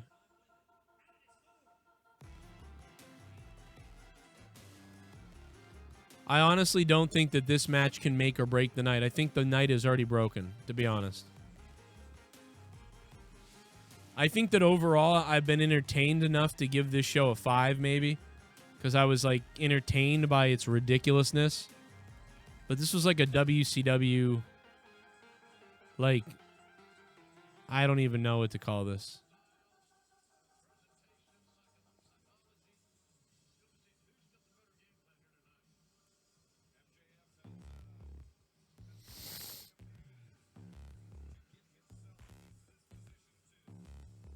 This is a long show, too. Well, here it comes. Mercifully, it's almost over. The commentary was insanely a nightmare tonight. There's nobody in their right mind that could possibly think, like, well, this commentary was good. You got to be on crack.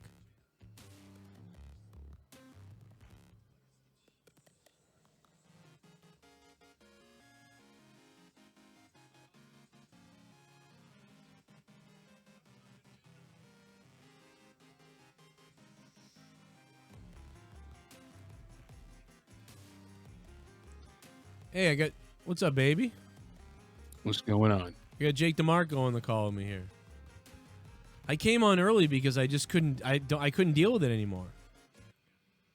This has not been great, and it's unfortunately disappointing. No shit. I'm curious what they got going on for MJF here, but... I'm almost laughing because I can't believe what a colossal... Oh, I know. Like you just said, you see Kenny Omega sell his knee to the point where he can't break up the pinfall to save the match. But then all of a sudden, he can run to the back to get in a car and leave. Yeah, like just Madness. shit on everything they did. It was like, did you just buried everything you just did out there? Like what?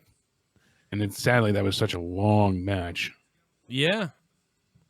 The ending was well done, no doubt, but getting there just was a chore.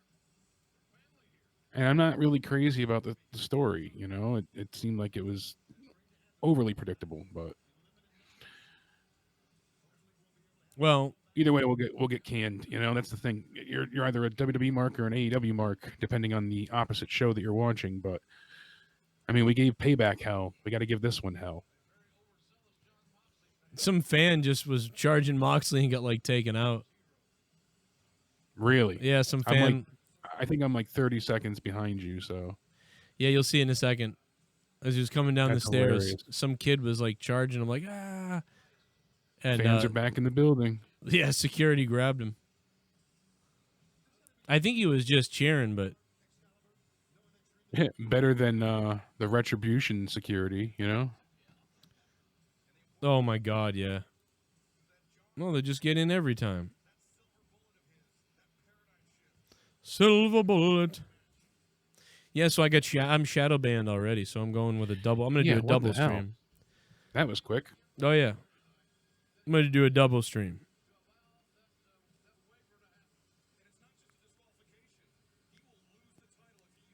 Poor About- John's got to blow himself up before he even gets to the ring. Well, it's so humid there, and I don't know if the commentaries mentioned it yet, but I haven't heard them mention it, but I heard you talking about it, and they should be I selling even the hell out of double-checked it that. online. Yeah, it's awful down there. Like it's probably hard. I to just breathe. saw him with a fan. That's funny. Oh really? Wow, you're way behind me then. Yeah, this stream that I have is like a minute behind. The other stream I had that was an HD got cut out, so I What can't if I- imagine feeling great about paying $50 for this one. Can I get you? Can you log in on my BR? I think without, or you think it would boot me off? I wonder. I'm not sure. We should have tried that earlier.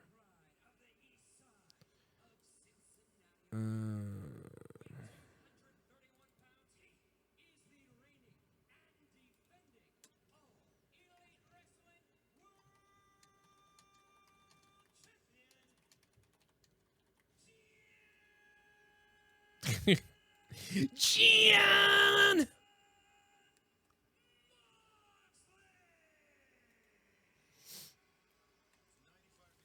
Oh my God. No. Oh, they mentioned it, I think. Oh my God, Excalibur just mentioned the humidity finally. What are they listening? Finally. He did. He just mentioned it. 95 degrees, humidity. Like he just finally mentioned it. Yeah, I mean, that's brutal. That's so brutal. Like you said, that's why they're killing each other, you know. That's why I think the botches are coming from, too. Oh yeah, the slip by Seidel on the top rope was there was probably sweat all over that fucking shit. Thankfully, he's great. okay, but Oh great. We got fucking are you serious? Dude, Bryce Remsburg is reffing this match. Great. oh, I can't wait for fantastic. his fucking fairy counts. He's gonna float all over like a butterfly. It's fucking diving up in the air fairy count. Fucking why does he do that?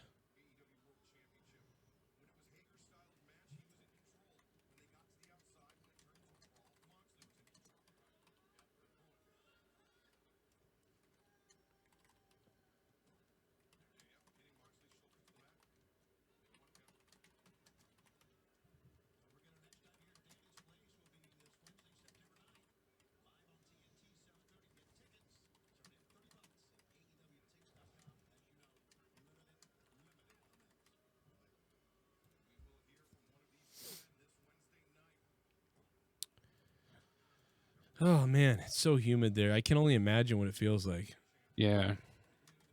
TRU's right. If it's 94, it feels like 110. It's awful. Yeah.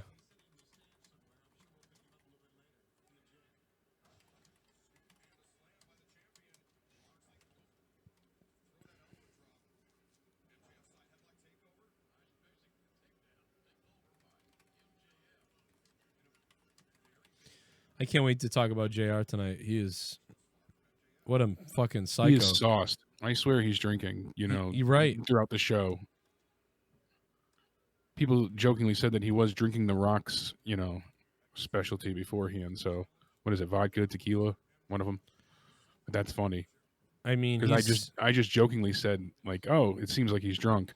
Mhm. And a few people have pointed out, oh, he was on Twitter drinking the Rock stuff beforehand. So, there's some liquor in his system. Yeah, he's definitely, he feels like, it just feels like he's on something. Like he's loaded, man, it feels like. Stone Cold Cronin fan, what's up, man? What are they going to do when it gets cold? Someone Marvelous says. I mean, in Florida, it's not really going to get that cold. It's not going to get cold enough that it's that you can't wrestle. You know what I mean? Even if it gets to be 40 degrees, it's like, that's still not that bad. You go out and wrestle in 40 degrees. Yeah, I mean, they're used to holding football games and stuff. Yeah. Throughout December and January. It's an enclosed place, so it keeps some warmth in a way. And you put heaters around. You'll be fine.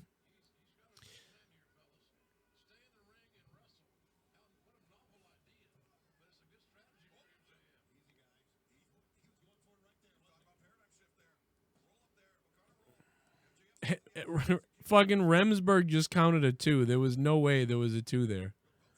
That was hilarious. God damn it, this ref. Oh my God, dude. Take that, everybody standing in front of the goddamn guardrail. He should just poke Wardlow in the eye right now. That'd be hilarious. Oh, you're way behind me. I keep forgetting. I'm actually a little bit closer. I found a more updated version, so I could pause mine a little bit. No, you're good. I'm laughing because, you know, at least they gave you your money worth, essentially, whether you like the show or not. You can't complain about the fact that they didn't give you, you know, time frame enough. As where Payback was over in 2.5 hours, this is going on, you know, almost hour 4. Oh, I'm exhausted. Well, you figure the pre-show too started at 7, so yeah. I mean, I got to do Corrupted podcast later. I'm dead from watching this. This has been a little rough. It's been this has been a drag, unfortunately. It's been entertaining. I think one of my mistakes too was going live too early. I went live a little too early. I made a mistake, and so, you know, oh my God, MJF's head right into the guardrail. Then that looked like it. That was awesome. Shoving everybody in the audience back. Man, where is the crowd? You can't even see almost anybody. Did they just say crushing the perineum? That's a great line that I've never heard. They got him in the gooch, sir. Ugh. Right in the sniz. Moxley's leaking. I want him to go over to Avalon, the librarian. Just punch him in the nose for real, and then go back to his match. Yeah, what is Peter Avalon and like they're like the two librarians are like the timekeepers. Pretty much, they gotta earn their keep somehow. I mean, this is like an indie promotion. They were just cleaning up the mimosa before, so you know what else? Wow. I'm glad I didn't become the librarian now. Yeah, right. You'd be ring crew. I'd take 60,000 to clean up some mimosa. Fuck. If you get health insurance. Oh, I'm sure you do with the ring crew and things like that. Right. If you're not paying $50 for the pay-per-view, drop Joe 50 for the super chat. Better spent. Card Blasters, what's up, man? Got a point, Card Blasters. Trey Love is giving this a pretty good 7 out of 10. That's generous to me. That's a lot higher than I tell you right now, unless something crazy happens, I'm at a 5 out of 10 right now for this. It's a mess. I don't even know where I'm at. I don't know either, man. This is weird. Yeah. I mean, I'm being nice with a 5. I feel like it's a 4. People are like, "Oh, you're just trashing because you hate." I like AEW. No, they don't know us. Then we've been loving it every week almost. Usually, all their pay-per-views have kicked ass. Yeah, that's why I'm surprised. It's like, getting a bad takeover. It's surprising. It's just damn. MJF might have separated the arm of Moxley, dragged his whole arm down, and all the pressure went up and might have just jammed the shoulder of Moxley.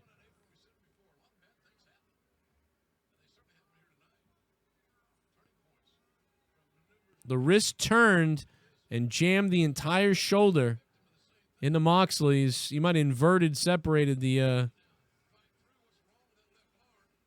arm. Look at this. This is I wish they showed a better angle because there's a. No, I couldn't tell. Is that his bad arm? There's a really good angle of that. Bad arm. It looked really good, dude. That looked super good. Like, I wish they showed the better angle of that. Oh, it was the left arm. Okay. Man, I wish I was high as shit. JR said left or right arm. We weren't sure. It was left arm. If I was high, this would be way like amazing right now. Especially when I don't know. well, when Seidel like fucking crashed and That was burned. hilarious. Like it was like scary and then it was funny. You knew he was okay, then I started cracking up. Yeah, because he came in like, I'm Superman, I'm the shit, and then fucking whoop, Just eats it. just eat shit. Thank God. I mean, he landed the right way, but also he got his arm out to. He slipped early enough that it was like he sort of bailed because he knew he was slipping. So Yeah, he was able to kind of crash himself down properly. And then poor Matt. They should have just stopped that match, but that stupid stipulation that they had, they didn't know what to do. yeah. What do you If do? Matt loses, he has to leave, and they're like, oh God, what do we do? What do we do? So Well- Matt's like, forget it, just go to the finish. Well, what they He's did about was to they fucking evaluated him real quick. super quick. They bought and- time. And really, I think they probably should have just stopped the match, but Well, and what I was trying to say too was that the way you could have gotten out of it would have been, well, he's still standing, but he doesn't know where he is, and technically, because of our laws and how we operate as a business, you know, if he has a concussion, we can't allow the match to go on. But it's a last man standing match, so he never laid down long enough to count him out, so he didn't really lose. So we're stopping the match. So they could have gotten out of it in the way that they couldn't count him down because he was up, but he Yeah. wasn't there. And once they realize there's a protocol, the doctor takes over, and so they really could have gotten out of it. But I think when he got to the back and the doctor looked at him, so probably Matt Hardy being like, I'm fine, let's go, Yep. I'm fine. You know, well, that the kind of doctor thing. probably looked and said, "Well, you look, you know, he passed a quick." He passed a quick exam, maybe. I don't know, man. But when they take NFL players to the fucking back room, I mean, these guys There's are no way that they're, quick. they're missing There's for no- right. They're missing for 15 minutes. Yeah, and there's no way they could tell in 2 seconds. He literally looked at them and said, I'm fine, I gotta go. Yep. But concussions like that, they should have never messed around with. And then he's like, "Well, we'll skip all the stuff and we'll just go right to, oh my god.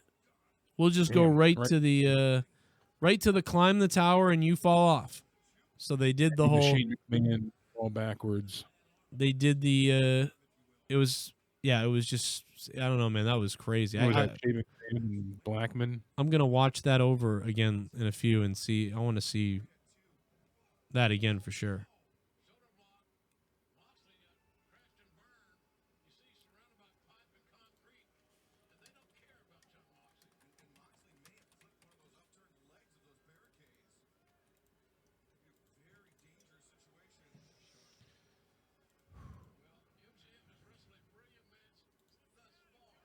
I'm high. That's why I said 7 out of 10. Trey Love. What's up, Trey Love? Yeah, dude, if I was high, I'd probably be fucking roaring at this show tonight. You're right. If I was high, I'd probably would be laughing my ass off and like, this is crazy. I was high. I'm more just stoned now, but I'm telling you. I don't know. You might be unhigh after fucking some of this. Sobering you up. I can't believe what we saw tonight. Oh my God. What a fucking mess. Shot with the corner when he launched him into it. Irish whip.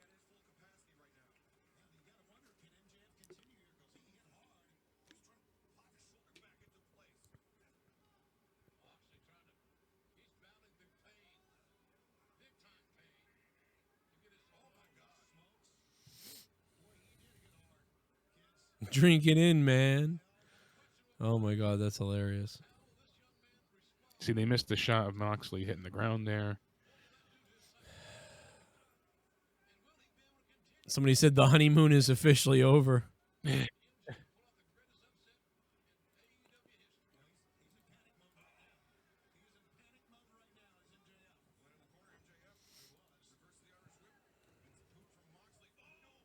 Oh my God, MJF is busted wide open.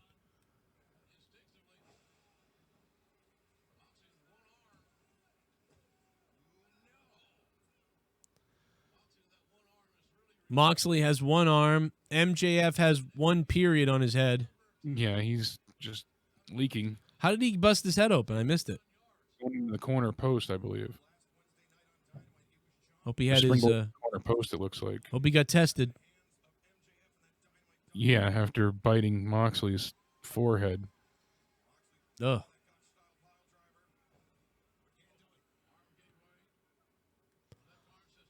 I like MJF's tights, man. He's got the Yeah, MJF cut himself real good. That's a bad blade job. Especially with the humidity. You're going out. Yeah.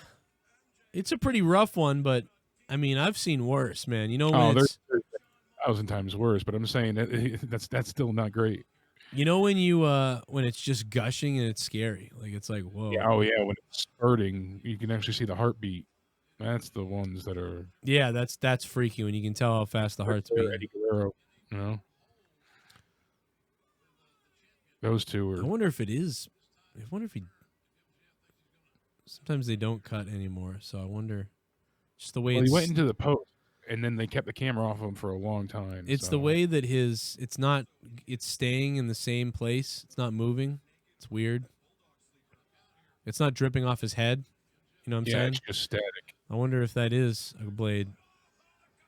Because none of that blood is moving off his head.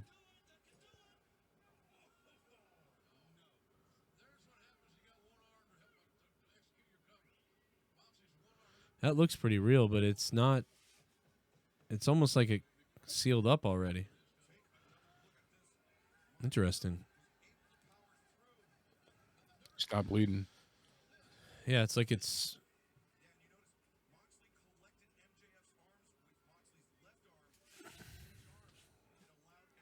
We're live right now, and we got a second stream up too. So for the people that didn't know what's going on, we're gonna have 2 streams going in a few. To combat.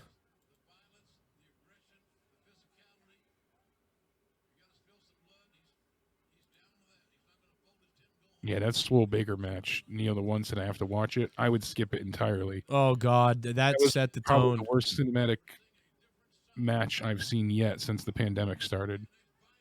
That set the tone for the whole night. Like that really did. Oh God, I'm gonna talk about that.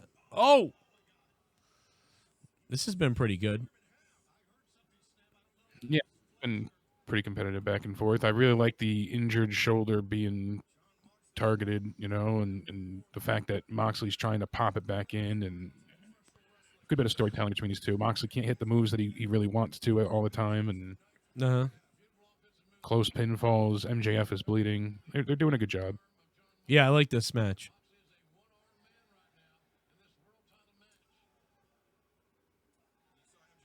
Biting him in return.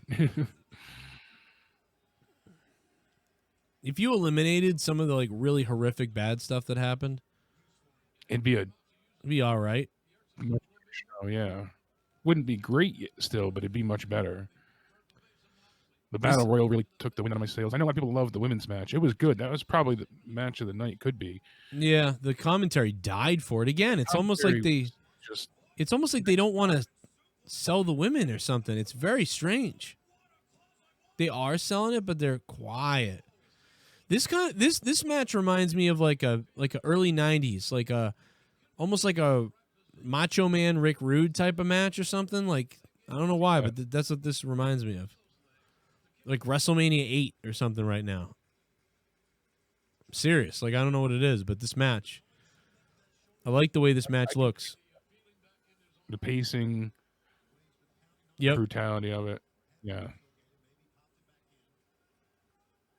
Specifically targeting each other. Yeah.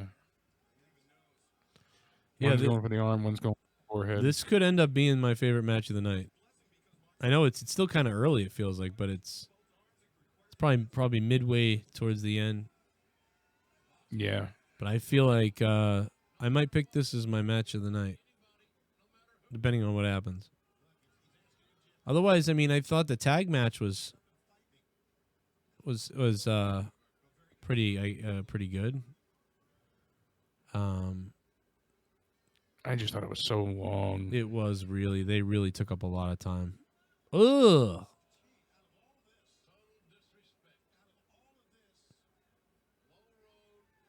It was a good clothesline. That was a slow count, though, it felt like. Wait till you see what he does in a minute. It's nasty.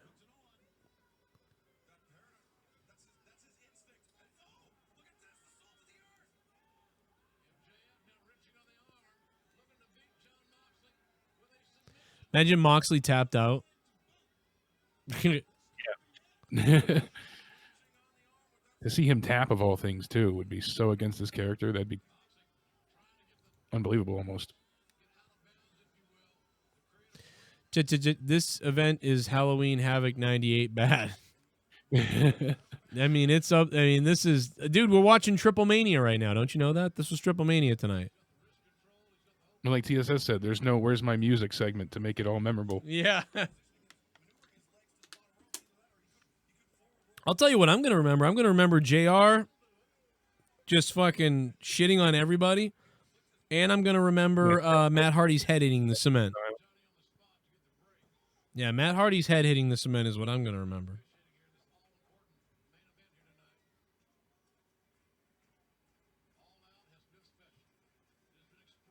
JR now doing his best job of the night selling this. All Out has been special.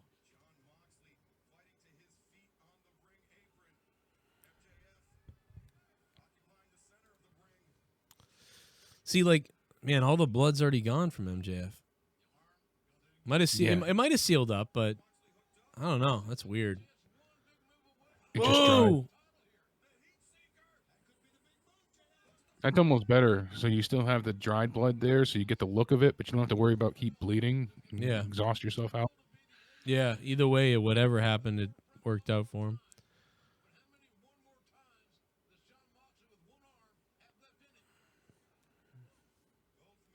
Hardy won, but Hardy really lost. Like, I mean... Won, but at what cost? I hope he's all right.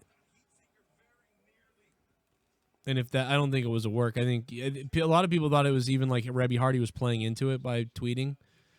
No, you can see by the GIF. Like at first, I'm like, what the hell was that? Just by the very immediate of it happening. The announcers didn't know what was going on either. No, that's why I was like, what the hell was that? Was that the finish? Was that? But poor Matt. And now, of course, I feel bad because Sammy's going to get shit on probably again for it. First for throwing the wrong chair and being unsafe with that. And now with this, I'm sure he'll get hell for this. Well, I don't think this had anything to do. I really don't think it was. I think the table should have been back more to begin with. It's always... Yeah, they just should have had... I mean... They should have had something maybe down on the cement. Yeah, they could have put a crash pad underneath that. Or just or just after the chair. Yeah, just put some shit around the... It's hard to say, man. It's just one of those things. You mean you doubled up on the tables and you still missed them. No, it wasn't Sammy's fault. I don't think it was. No, but... I have to watch it again, but I never thought that when I was watching. I just thought, oh wow, they went too far. Adam speared him, and they both just went past the table. Yeah. They went by a good amount, but you can see where the table's placed. I would have either turned it so they went through the other way, portrait instead of landscape, or have them, this way there's more of a surface area for them to cover.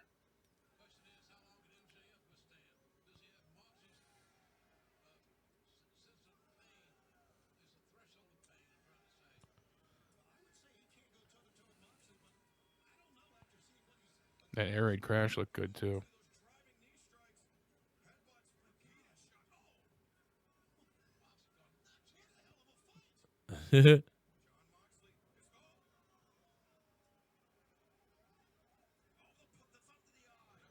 A poke to the eye. Backslide. It was Sammy's fault, people were saying, or it was not Sammy's fault? I don't know. I gotta watch it. I have to watch it again. It was the damn cement's fault. I really don't view it as Sammy's fault. I think it just bad landing, Didn't look like he hit him too hard or did anything intentional, you know, obviously. Oh, God, he's bleeding again. Yeah, that's real. That is definitely real. Clotted up, and then it fucking unleashed again. Yeah, one of the right hands or headbutts hit it. Looked like. Oh man, I'm gonna watch this match again later. I really like it. Kind of feels more like an intercontinental title match, but it does. Wow, he used Crossroads.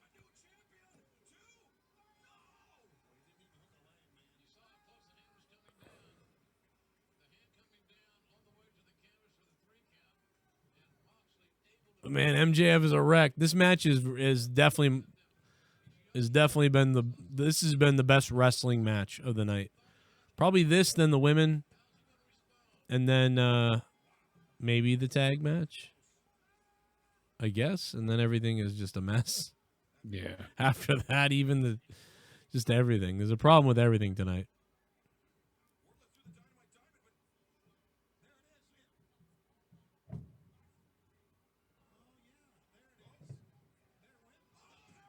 Oh, used it. Oh my God, you're gonna see it. We were kind of right. I think we talked about this, the way they did this thing.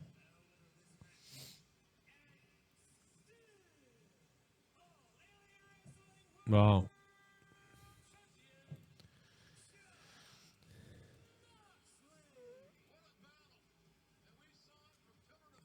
We are live from both locations right now. Unbelievable stuff.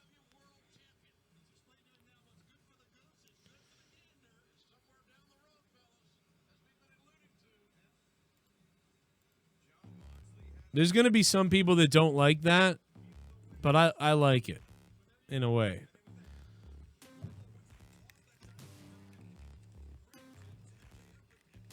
You see the end yet? Nope. Oh my God. I passed the Crossroads like 30 seconds ago. Jesus.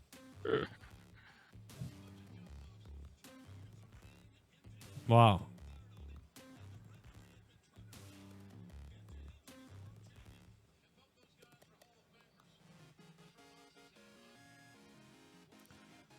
Did JR just said both those guys are Hall of Famers? We exactly called that. We called that to a T. We said he'd hit it behind the ref's back. That's exactly spot on what we said would happen. Point for us. Oh my God. All right, well, here we go. Let's start up the music, everybody. What's up, chat?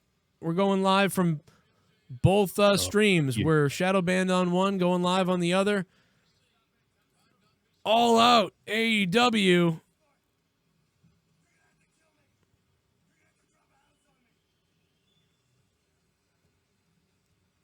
I thought the ending was fun. I kind of liked it. It's just everything was so weird tonight that people are going to be grumbly.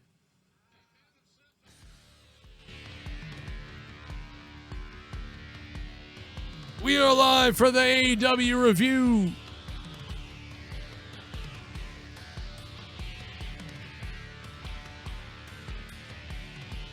What a shit show. Oh my God. That's what people are saying. What's up, everybody? Let's go.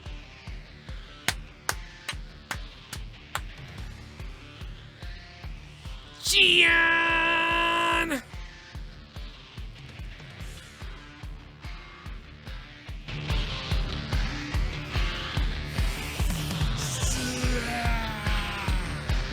I can feel you wherever you are around the world. Coming into my home in variable locations.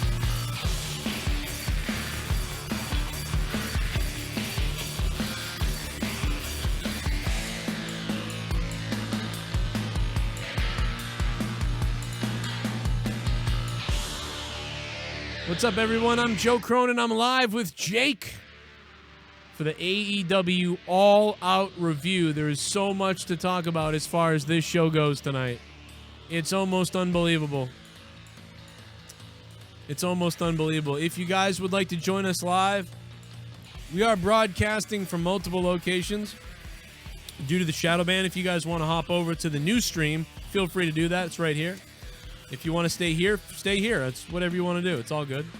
But there is the alternative stream that we were on. So, you know, whichever way you want to do it, it sounds good to me.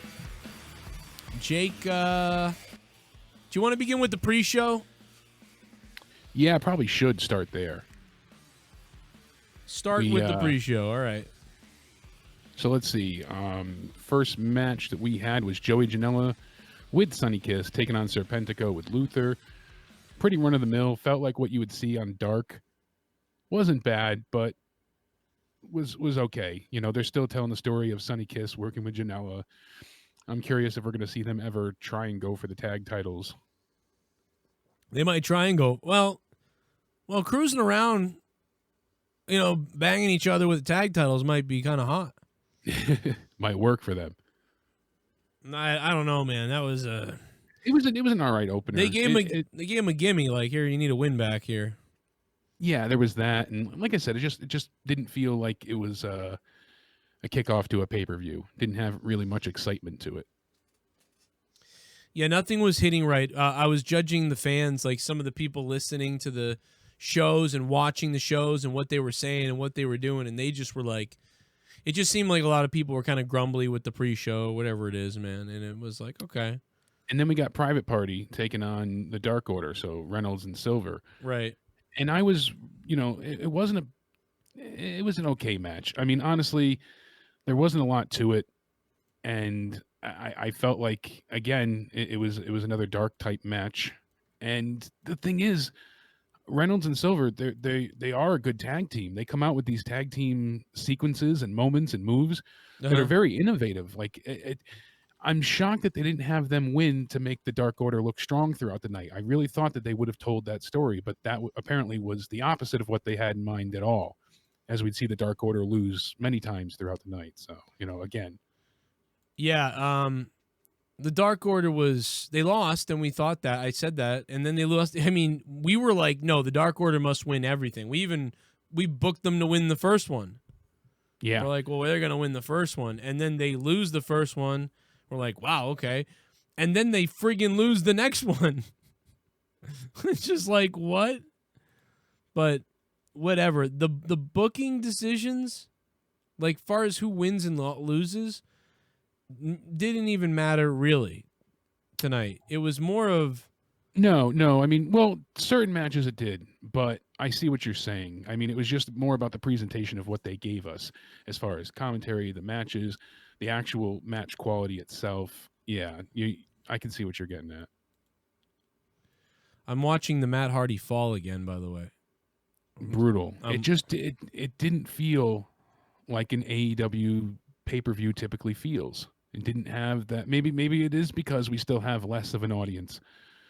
Maybe that really does make a bit of a hindrance for them to put on these type of shows, but still, they even tried going cinematic, and I thought that was really piss poor. That was terribly abysmal. The actual show starts off with Big Swole pulling up to Britt Baker's dentist office, and Swole gets out. You got the referee with her, who's just happy to be there.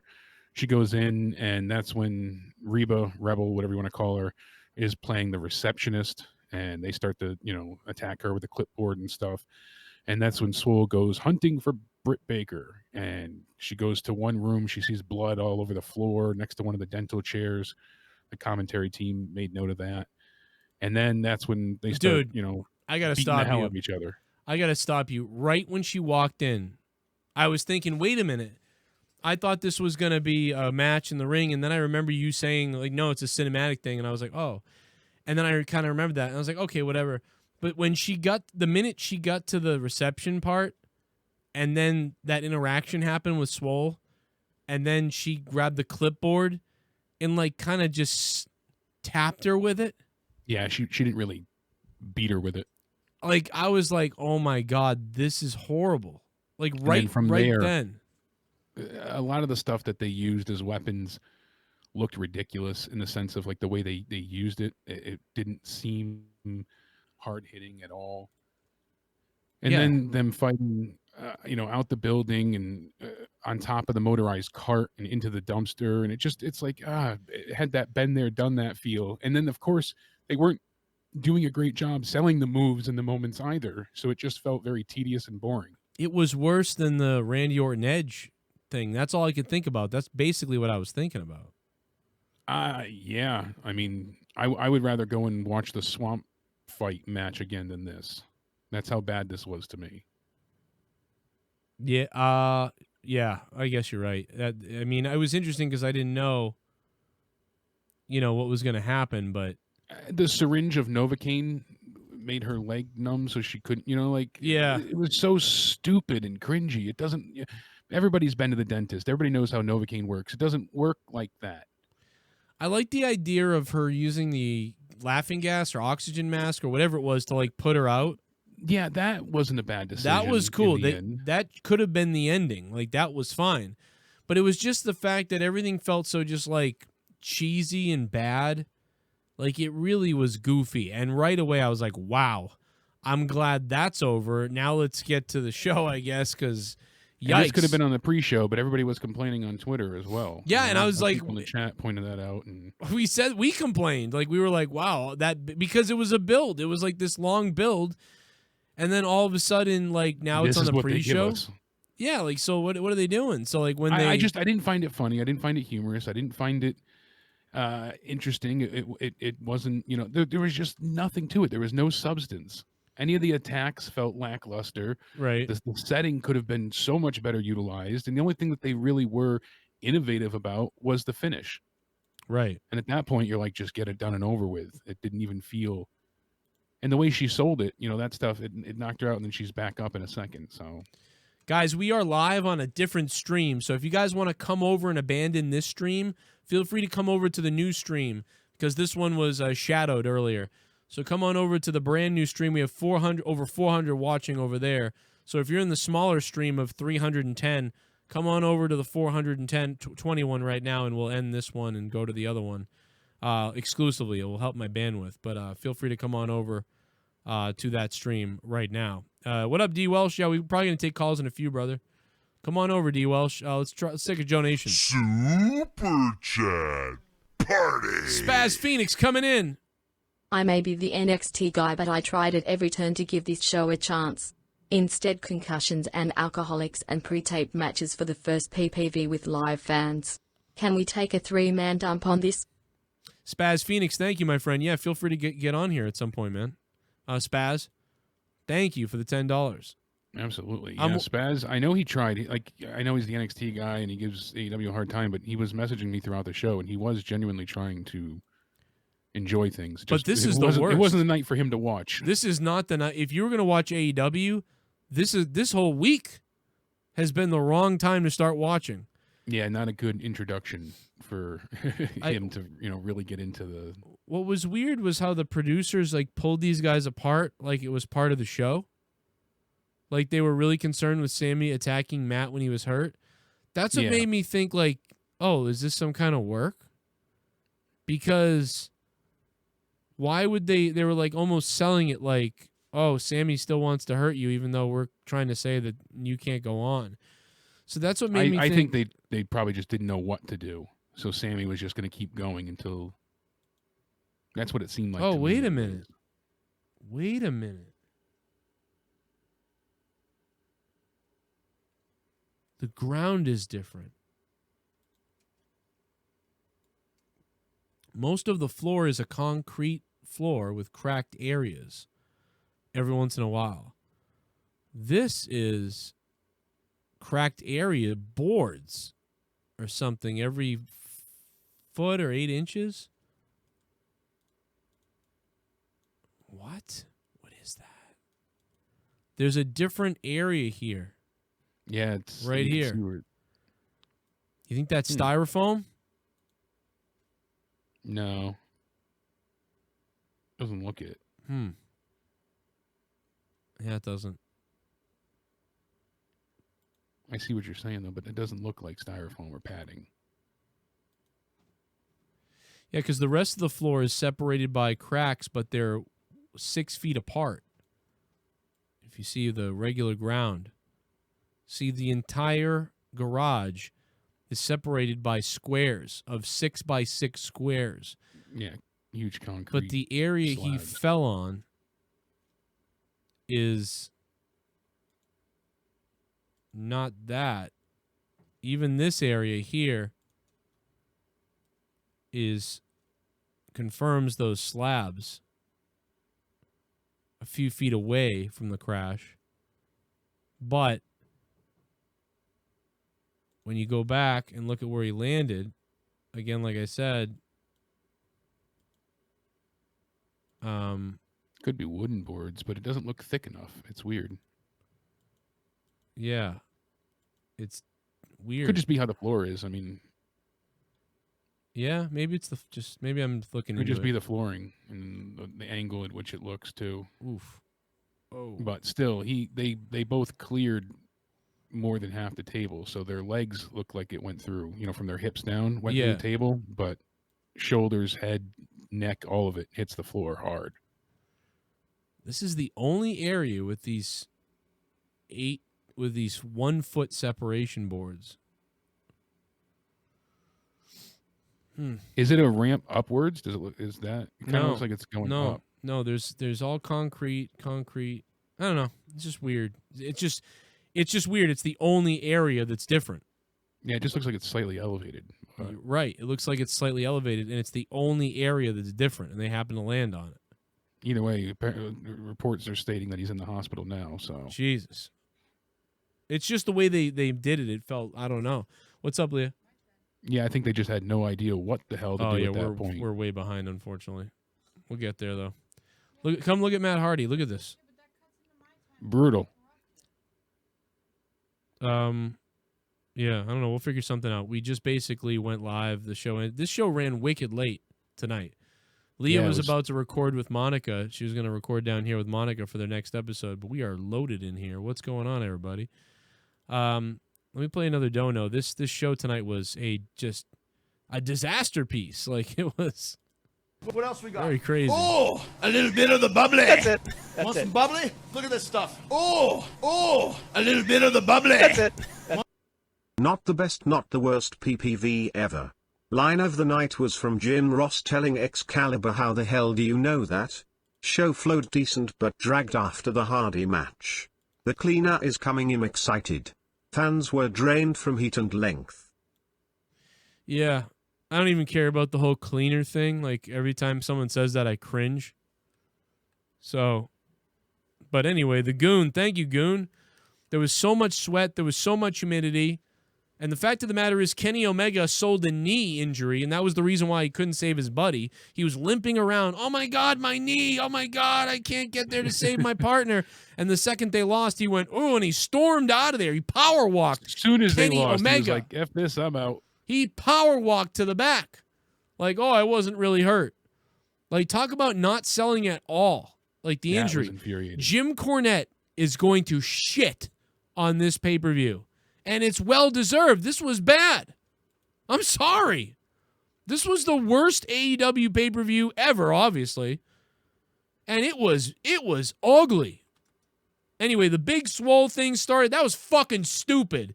Big Swole sounded like a big fucking idiot to start the show.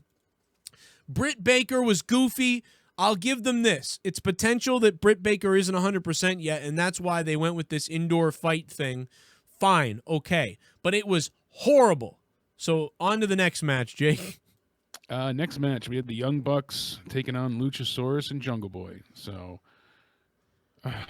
I wasn't crazy about this one either. This felt like something we'd see and have seen on Dynamite. Yes. And I know they're trying to give the Young Bucks like this edge and make them a little bit, not heel, but more, less face friendly. And I don't know. I'm not crazy about it.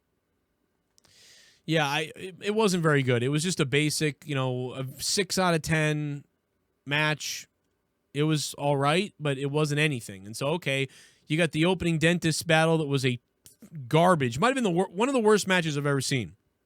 Yeah, one of the worst fights, one of the worst matches, one of the worst whatever. And Britt Baker can wrestle. Right. We know this. Well, I've heard people say she sucks, but I don't. Well, I at least don't know. I've seen her put on some good matches in the past. Things that I would say, she could at least pull off. She's much 7 out of 10s regularly. They're better than this. Yeah, much better. They're better than what we got. We're making fun of it. It's really bad, but they are better. The good news is they're better than that. So whatever. The thing's stupid. The second match is blah. On to the next one because there's second match. I know that the point that they were trying to put over was, all right, make Jungle Boy look very resilient and strong because obviously he gets hit. He doesn't kick. He kicks out. He doesn't succumb to the pinfall. And then they get the BTE trigger, and that's when, he gets pinned. But they were trying to make him look as strong as possible, being able to kick out of things. So the thing Swole say is weird. She says, like, I don't know, man. She says weird shit. I mean, maybe I just don't get it. Have you heard her? Like, she's kind of like barks these like crazy things, like out loud, like weird, like crazy things. Like, I don't know. It's Yeah. like, but I kind of like it, so I'm not sure, but it just, for some reason, it's too serious for what's funny as hell. So it's like, it doesn't sound right. Yeah, it just doesn't fit. I know what you're, I don't care for it. I don't know what it is. Like, it's weird, whatever Swole is doing. And Britt Baker and her friend, whatever. We keep going back to the worst match. There's no reason. It was so bad, I think we're just stunned. Yeah. That's really what it comes down to. Then we had the Casino Battle Royal. So this is for a future shot at the AEW Championship title. And, the first batch was Trent, Christopher Daniels, Jake Hager, The Blade, and Ray Phoenix. The second batch was Kazarian, Hobbs, Chuck Taylor, Santana, and Ortiz. And at that point, no one had been eliminated. Then Hobbs eliminates The Blade. Hager eliminates Daniels. Next one was Billy Gunn, Pentagon Jr., Brian Cage, Ricky Starks, and Darby Allin.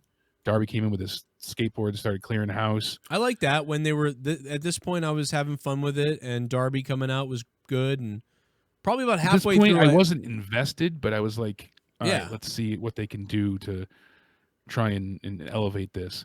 Then the fourth batch was Sean Spears, Kingston, The Butcher, Sonny Kiss, and Lance Archer.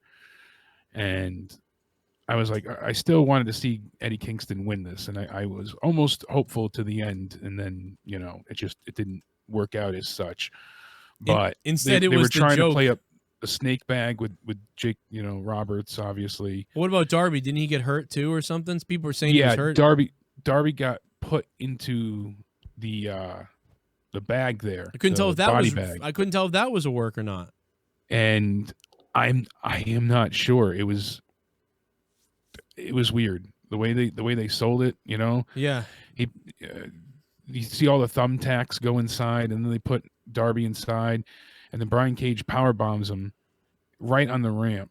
Right. And that eliminates him, and then the referees check on him, and it seems like it's bad. So. But I'm not it sure. Could just be him selling the whole thing. So I think it's the sell job. I don't think I think they were just trying to magnify how severe that stunt was supposed to be. We had Matt Sydal appears and he, comes in Yeah, like Matt Sydal is the number 21. He's the Joker card, and which is ridiculous because lucky person's going to draw the Joker card. Oh, it's the guy who's the mystery guest, or the mystery guy coming into the match is the guy who drew the Joker card. Of course. I mean, this is retarded. Like, are we fucking stupid? Yeah. Why not have, like, a Joker card and a mystery person? So we're having somebody who just signed here, guaranteed to get the last spot, and then also there'll be a Joker card, Why not do something like that? And instead, it's just, I mean, whatever. It's wrestling, but it's just so obvious. It's just ridiculously obvious. Like, it's not even a little bit like they could have had the mystery guest is showing up in the middle or whatever. So you're looking for that. And then the Joker card will be out last. And Matt Sydal was a downer to some people. They were like, huh? Really? We thought it was going to be. Yeah, I wasn't blown away with that surprise. Yeah, and then you're like, okay, but whatever. And he comes in with the fire, the big knee strike, and then he climbs the top rope, and then he fucking slips on the top rope and almost dies. And good on Hobbs, by the way, who he landed next to. He tried to avoid landing on Hobbs, tried to put his arm out to stop himself from going down on his neck. And good on Hobbs to check on him. Rolled right into him, rolled over into him, like, oh, what are you okay? Good job on Hobbs by actually, kind of protecting the business quite a bit, but also being like, well, fuck this, I'm checking on the guy. I mean, the camera crew should. Yeah, the camera crew should cut away, especially when it's not one-on-one and there's so many other people you can cut to.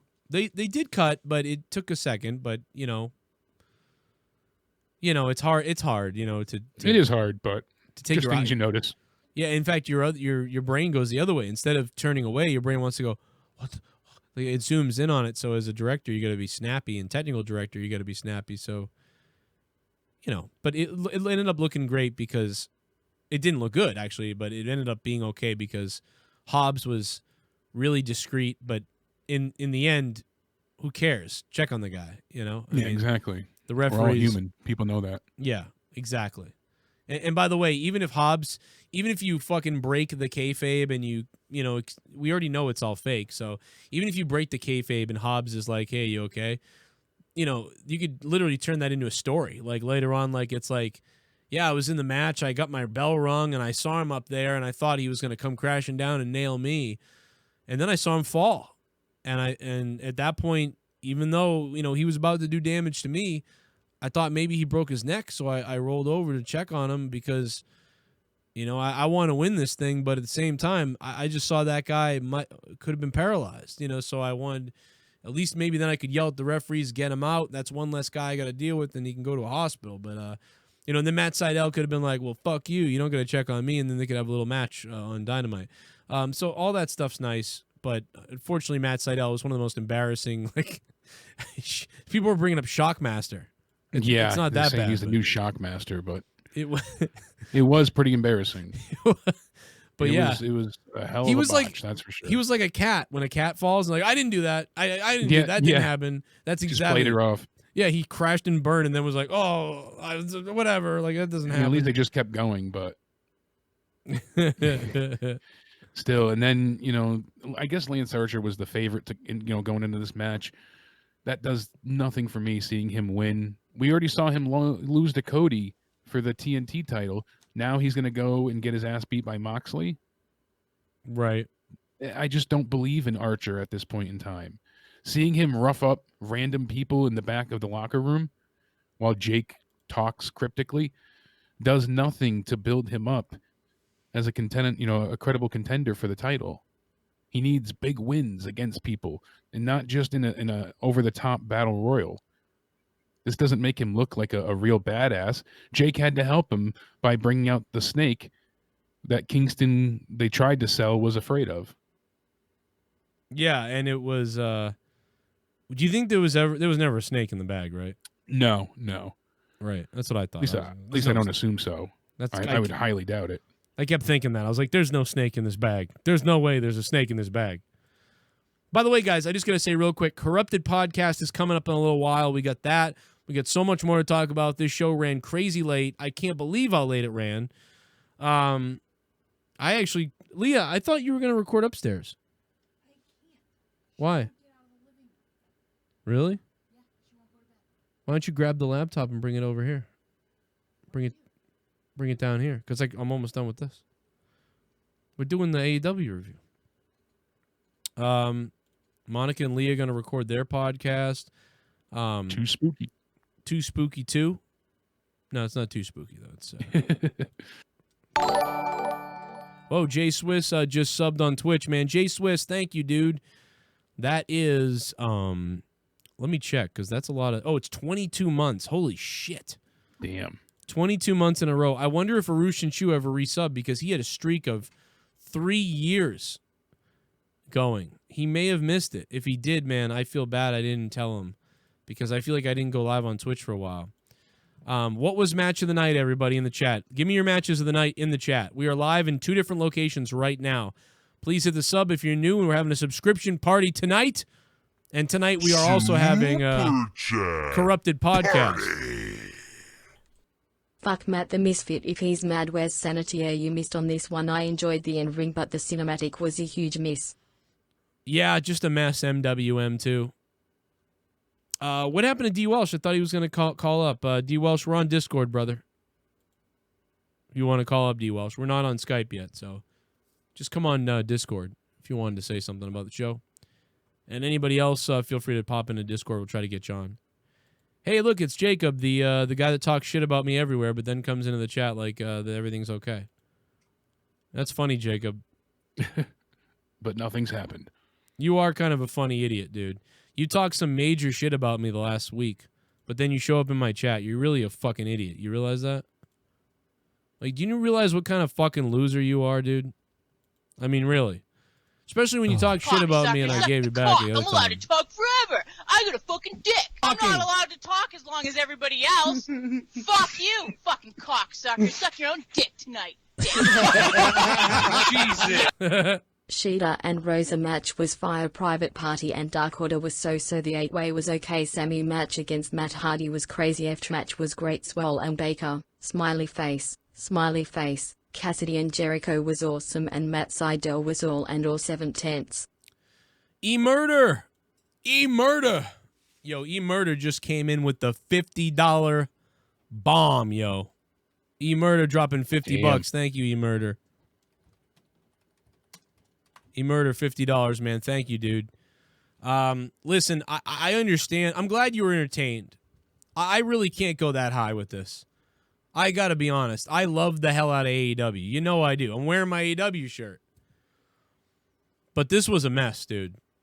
It was a mess of a show. If you can condense those moments, Shit bomb. It was all right. Jim Ross is a legend. Yes, I grew up to him as you did, Joe, but as of now I feel I downloaded the app Calm and choose Jim Ross to listen to in bed.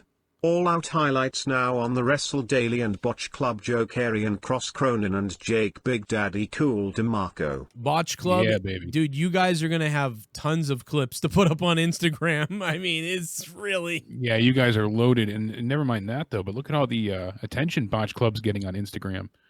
If you haven't followed them on Instagram yet, make sure you do so. They got tons of great clips up there.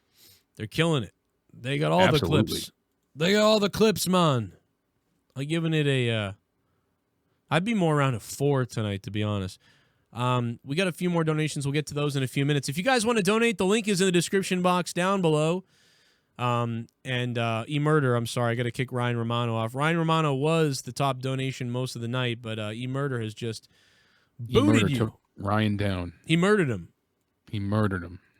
He E-murdered him. Everybody... So where are we now in the review? Let's continue. Now we are at Matt Hardy, Sammy Guevara. We really covered that quite well because Hardy must leave AEW if he loses. So when he goes through the table, I mean, it starts in the Jaguars football stadium, right? You know, and he said, "Come face your deletion," and they start to beat the hell out of each other into trash cans. You get a big DDT onto a stadium table, and then they work their way up. I don't even know what you would call that, like a scaffolding. Yeah, lift? scaffolding. Yeah, that's what I call it. Oh, the lift. Yeah, I'd call it the lift. I'd call it a lift. Yeah. And they went ahead and basically Sammy speared Matt off. They missed their intended target, and Matt crashed his head onto the floor, whether it was concrete or not. He was out. Aubrey lifted up his head, and he was unconscious. Very scary. There were still a few people saying, "Oh, it's some kind of work or whatever." I did not think that at the time at all. I was like, "Oh my god, dude, he missed the table and just cracked his head on concrete." There's no way. Yeah, I didn't think it was anything but unintentional, just a complete accident. If that was a work, it's one of the greatest things you've ever witnessed. It's like scissor lift. Thank you, Mitch. Scissor lift. That's what my I had a lesbian live near me. She used to do that move on her friend. The Scissor Sisters. I remember them. I like that. I'm down with that. But yeah, that was scary. And if it wasn't for that stipulation, I know they wouldn't have restarted the match. I'm telling you right now. That's the other thing that makes you think that like anybody that thought it was a work. It's like if you were gonna work that, you would do like you'd do a broken match, but it would be like a Falls Count Anywhere hardcore match. You wouldn't do a last man standing stipulation because then that ruins then you're like, okay, but then how do you get out of that? You know? Yeah, exactly. So, and I understand the point of the match because you're deleting your opponent. He's not able to get up. Okay. Right. But the problem now is that, like I like what you said earlier in the previous stream when we were still watching the pay-per-view, how they could have just gone ahead and said, well, Matt, didn't, stay down for the count of 10. He's back up, but unfortunately, we can't legally allow them to continue. So that would have been better. I think people would, if anybody gets upset because they're more worried about the health of their star, then they suck, plain and simple. No argument. Their health and well-being and ability to fight another day should be their utmost importance. What would happen if they, Matt says, I'm fine, and he went back out there and had a massive stroke or got injured again and brain. I mean, there's so many possibilities. You don't know when it comes to head injuries. He might not be concussed, but he was out. So I'm saying more than likely he's got a bad concussion. It's the way though that the crew came out to like stop Matt from competing almost immediately, and the way Aubrey threw up the X like immediately. Yeah, and then he's Matt walking. has that old school mentality of finish the match at all costs. So yeah, but that like I don't know. There's something I don't know, bro. There's something fishy about this. I can't put my finger on it. I really don't think. I mean, maybe you're right. Maybe it was intentional, but Rebby's pissed, and it just seems like. But are they waiting for the doctor? Also, I can't tell. But if you were gonna work something like this, why would you do this though? Yeah, it doesn't make sense. Why would you? I don't think they would have a fake injury like that. Right. Why would you then rush to the end of the match too? Like you wouldn't do a match. Yeah, because like they didn't even that. hit each other really again. Like you got nothing till they climbed the the big tower at the end, the big and scaffold. they cut away from them too at a point, so it really felt like they were trying to separate them so they could explain like, no, he's got to be checked out, and we're gonna think about what to do. They cut to JR and everybody, so that it's very strange, but. And, Matt's just trying to stay in character and keep going like it's part of the deal. And let's say he didn't get injured and the match worked out as it was intended to. Now, granted, we didn't get to see what else they had planned, but just saying he didn't get hurt and everything happened the way it was supposed to, it wasn't a great match. And I know they probably had more to go into, but just judging off of what we did get to see, it wasn't great. And I know the injury really affects that, so there's always going to be an asterisk there. But unfortunately, that ending to me felt really uninspired as well. We've seen that before. We've seen everything in wrestling, I know, but that specific, the way he fell back, I mean, it was just, you're watching Shane McMahon all over again. Yeah, you wouldn't. It was very. And I feel like they've done this quite a bit lately, where they're trying to recreate things that they love. It seems like Tony or whoever is doing creative specifically is like, I love this as a kid, so I want to do this again.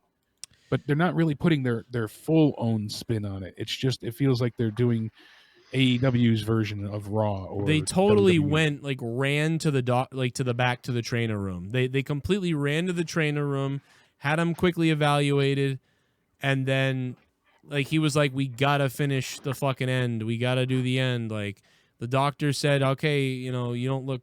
The quick thing worked out. And then they went and did it. But yeah, he don't look right. I'm trying to find it because there's a few people swearing to me that it's a work. And I'm like, all right, I'm looking at it to try to give you something here, but so much of it doesn't add up. So it looks like the guy fucking looks like he's hurt.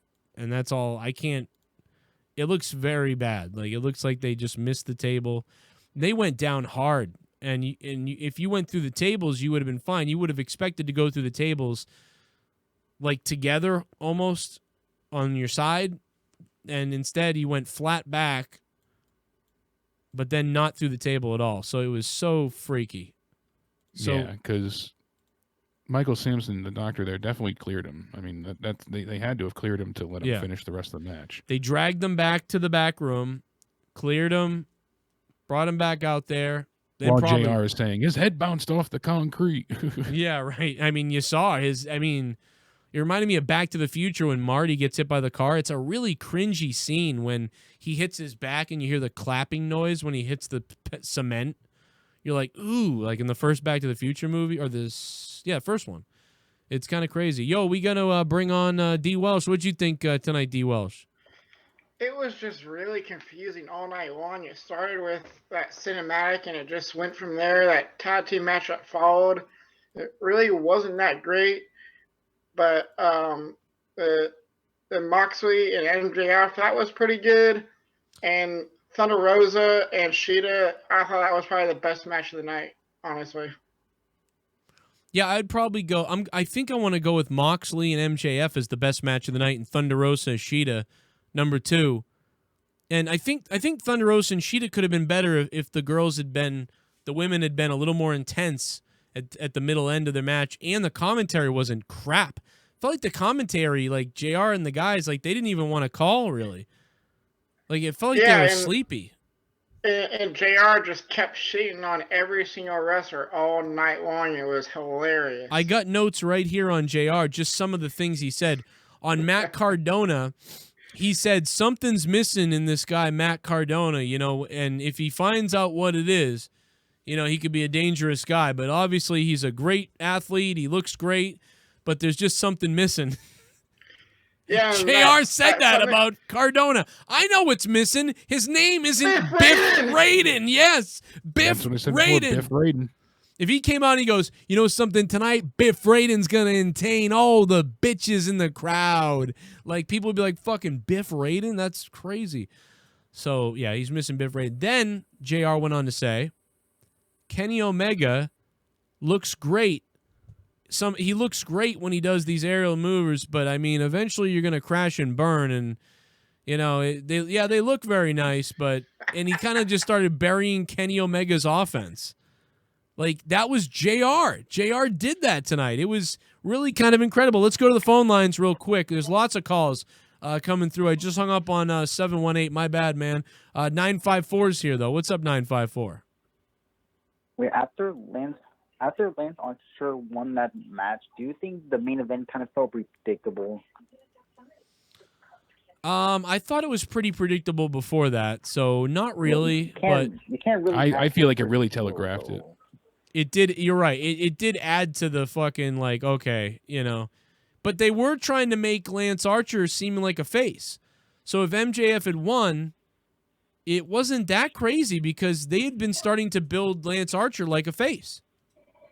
But did you think MJF wasn't ready for a world title yet? Yeah, I don't think, I don't know. He's so good on the mic that if he had a title, it actually would be all right. I don't think Moxley should have it. I think that Jericho should still have the damn thing. And now Jericho's stock has been lowered. Moxley doesn't seem like the greatest champion. And MJF doesn't have the belt.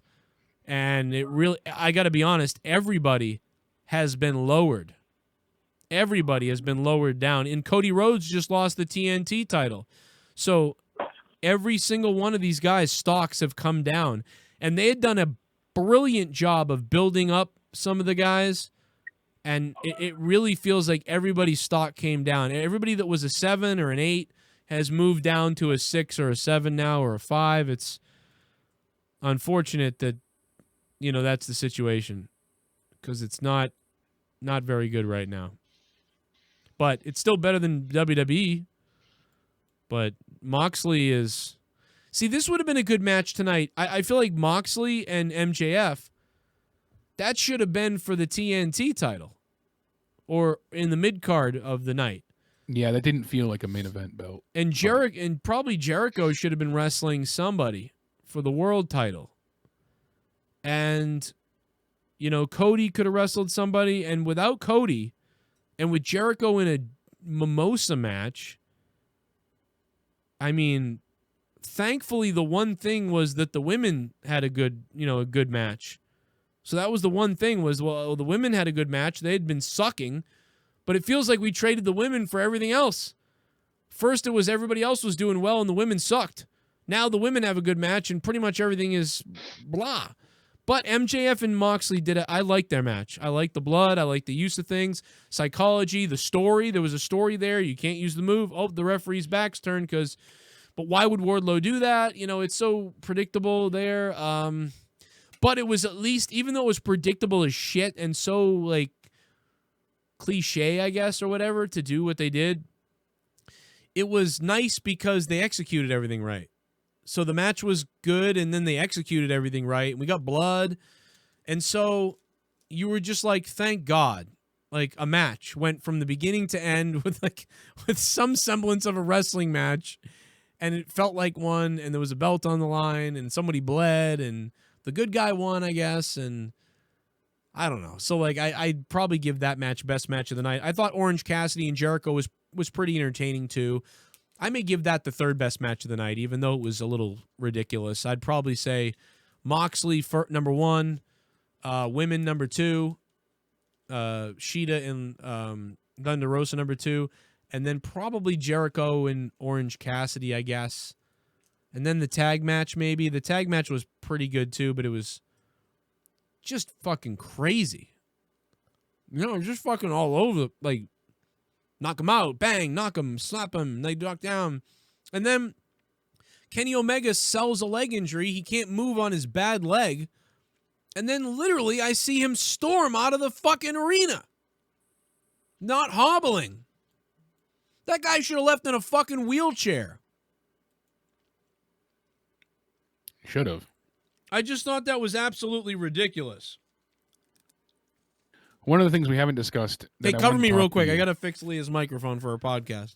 Alrighty. One of the things that I wanted to discuss too is that I guess it's Lana's fault. I find funny enough, but WWE is making it so that YouTube stars can never take part in, or excuse me, WWE stars can't take part in third-party deals like YouTube, Twitch, Cameo. I guess YouTube seems to be okay, but then again, it's not. It's. I don't know. It's a little bit confusing. Some people say that YouTube is fine for the stars. Other people say it'll be an issue or it is an issue. But still, Twitch, Cameo, things like that. And apparently it's Lana's fault. According to Dave Meltzer, Lana is the straw that broke the camel's back because she's been doing Bang energy drink commercials. And then Mustafa Ali did a commercial for Manscaping. So them doing these commercials was too much, and it turned into an issue. And now everybody's paying the price. So I can understand them being upset over talent going and getting sponsorships of their own and promoting things in that sense that the company didn't clear. But having your own Cameo account or Twitch account, I don't feel like should be an issue. What about you, Welsh? What do you think? Yeah, I definitely agree with you. And speaking of that, did you see Kip Sabian's shot at WWE tonight with his index card? Yeah, that's exactly what I'm getting into. See, I know a lot of people are like, oh, that was great. I hate that stuff. You're having a bad night as is. You're talking about how now you two are going to get married. So, okay, you've got this big announcement, and Penelope Ford and you are getting married, and they're going to have a wedding on Dynamite. Fantastic. Wrestling weddings are just top notch every time. Everybody always wants to see a wrestling wedding. And then he goes and he says, oh, follow me, twitch.tv/thekipsabian. There's his plug. And at the bottom, it says this message is approved by AEW, or this message has been approved by All Elite Wrestling. And I know they're just taking a shot at WWE every chance they get, but I hate it. Focus on your own stuff. Focus on your show. Don't worry about what WWE is doing, while you're live. Right. I understand. It's just it looks so petty to me. I can't stand those things. Yeah, it could probably focus on what they're doing for the show and what Kip Sabian and his wife focus on their upcoming wedding, and he didn't really need to do that. And I can understand them getting their own sponsors and kind of throwing themselves kind of in the deep water, but that's definitely understandable. But I can understand why they want to do that, because they're trying to make a living for themselves besides WWE. But yeah, that's a if I was. I mean, WWE is saying that we're comparing ourselves to Disney and Warner Brothers. That's why this ban is okay, but they said WWE creates, promotes, and invests in its own intellectual properties, the name of performers and things like that. So I get what they're doing. They're making the stars, and then these people are going out but I don't know. I don't think that at least Twitch and YouTube shouldn't be included. Yeah, I don't think they should be included either, because they're doing it on their own free time when they're not wrestling, when they're not having matches, and they're before the show, after the show. So they're kind of doing their own thing, and they shouldn't be punished for trying to enjoy some time away from matches, away from the ring, at home, even if they're at the arena but not doing anything. They should at least be able to get on Twitch and be able to, have a little bit of fun, Well, that and connect with fans and I Right. mean stuff like that. So, also we learned tonight the AEW Full Gear will take place on November 7th. So we don't know of a location yet. They probably don't know where it's going to be either. Most likely it'll be Daly's place unless something changes drastically before then. But we also did hear Matt Hardy is, as I mentioned earlier a little bit ago, is at a medical facility. AEW would call it a hospital. So he's at the hospital. Hopefully we get an update for that. Rebby is allegedly furious. She is livid. Can't blame her, though. I mean, No. accidents happen. We know that. But I really can't help but feel like they should have stopped the match. And then we also, No. Joe was right. A fan did try and tackle or go towards Jon Moxley during his entrance for the main event. And security had to make sure that one fan didn't get too close. I don't know if they removed him or not, but it was funny. Joe did catch that. I missed it, but they pounced on this fan. It was kind of funny. The fan came towards him, and then the security pounced on him, and then Moxley kind of turned around and walked back towards him. I was like, and just looked at him. What are you doing? He's like, "You're an idiot," but at least security grabbed the guy right away. Thankfully. Right. Oh, that was funny. So let's see. Then we talked about Sheeta's and Thunder Rosa's match. They did a really good job. 17 minutes. They certainly gave them a lot of time. This match, everyone was really looking forward to. I feel like they delivered. They worked really hard. They put their best foot forward. It made the women's division look better. It still wasn't as exciting as I hoped it was going to be, but it was better than everything else had been on the card so far. So maybe we'll see Thunder Rosa, come back to AEW soon enough. I certainly think she adds a lot to the division. Excuse me. Next up, following that, go ahead. Corgan from NWA has said that Thunder Rosa can wrestle in AEW anytime she wants. But I think it's a good deal, a small partnership there. She can wrestle in AEW when she feels like it, as long as she reports back to NWA when she needs to be back. Yeah, and, as long as she's and have loyal that to kind them. of open communication, right? Yeah, that's a great deal to have, that you're able to work elsewhere so long as you're loyal to the company that's paying you. That's fine, so long, she's the women's champ there, and I imagine she'll be sticking around with NWA for a while. They're going to start filming again in a couple weeks, so that'll be good. Following the women's match, we went ahead, and that's when we got the Twitch thing with Kip Sabian. And then we had the Dark Order. So it was Brody Lee, Colt Cabana, Evil Uno, Stu Grayson. They went ahead and took on the team of the Natural Nightmares, Matt Cardona, Biff Raiden, and Scorpio Sky. Not a great match. And I'm completely blown away and just totally baffled that the Dark Order lost again. That's the TNT champion. I understand that, he pinned Colt Cabana, and now they're going to go and tell the story that Dustin's going after Brody Lee here for revenge. But I feel like they still could have told that story while making the Dark Order look strong still and get another solid victory. They're getting beat all the time and time again. What's the point? Yeah, especially after Brody just won the TNT title, and you're thinking, oh, maybe finally Dark Order finally has some serious shit that they're gonna deal out with the entire roster, and then they come out tonight, they lose their first match, and you're like, okay, maybe they'll win the second match, and then they go that 8-man tag, and once again they just absolutely fail. Yeah, absolutely. And from how I read it in the wording, Matt, it says that all WWE talent are subsequent to follow the new orders for Twitch and YouTube and all that stuff. And like I said, from one of the readings, it looks like YouTube's okay, but need better clarification.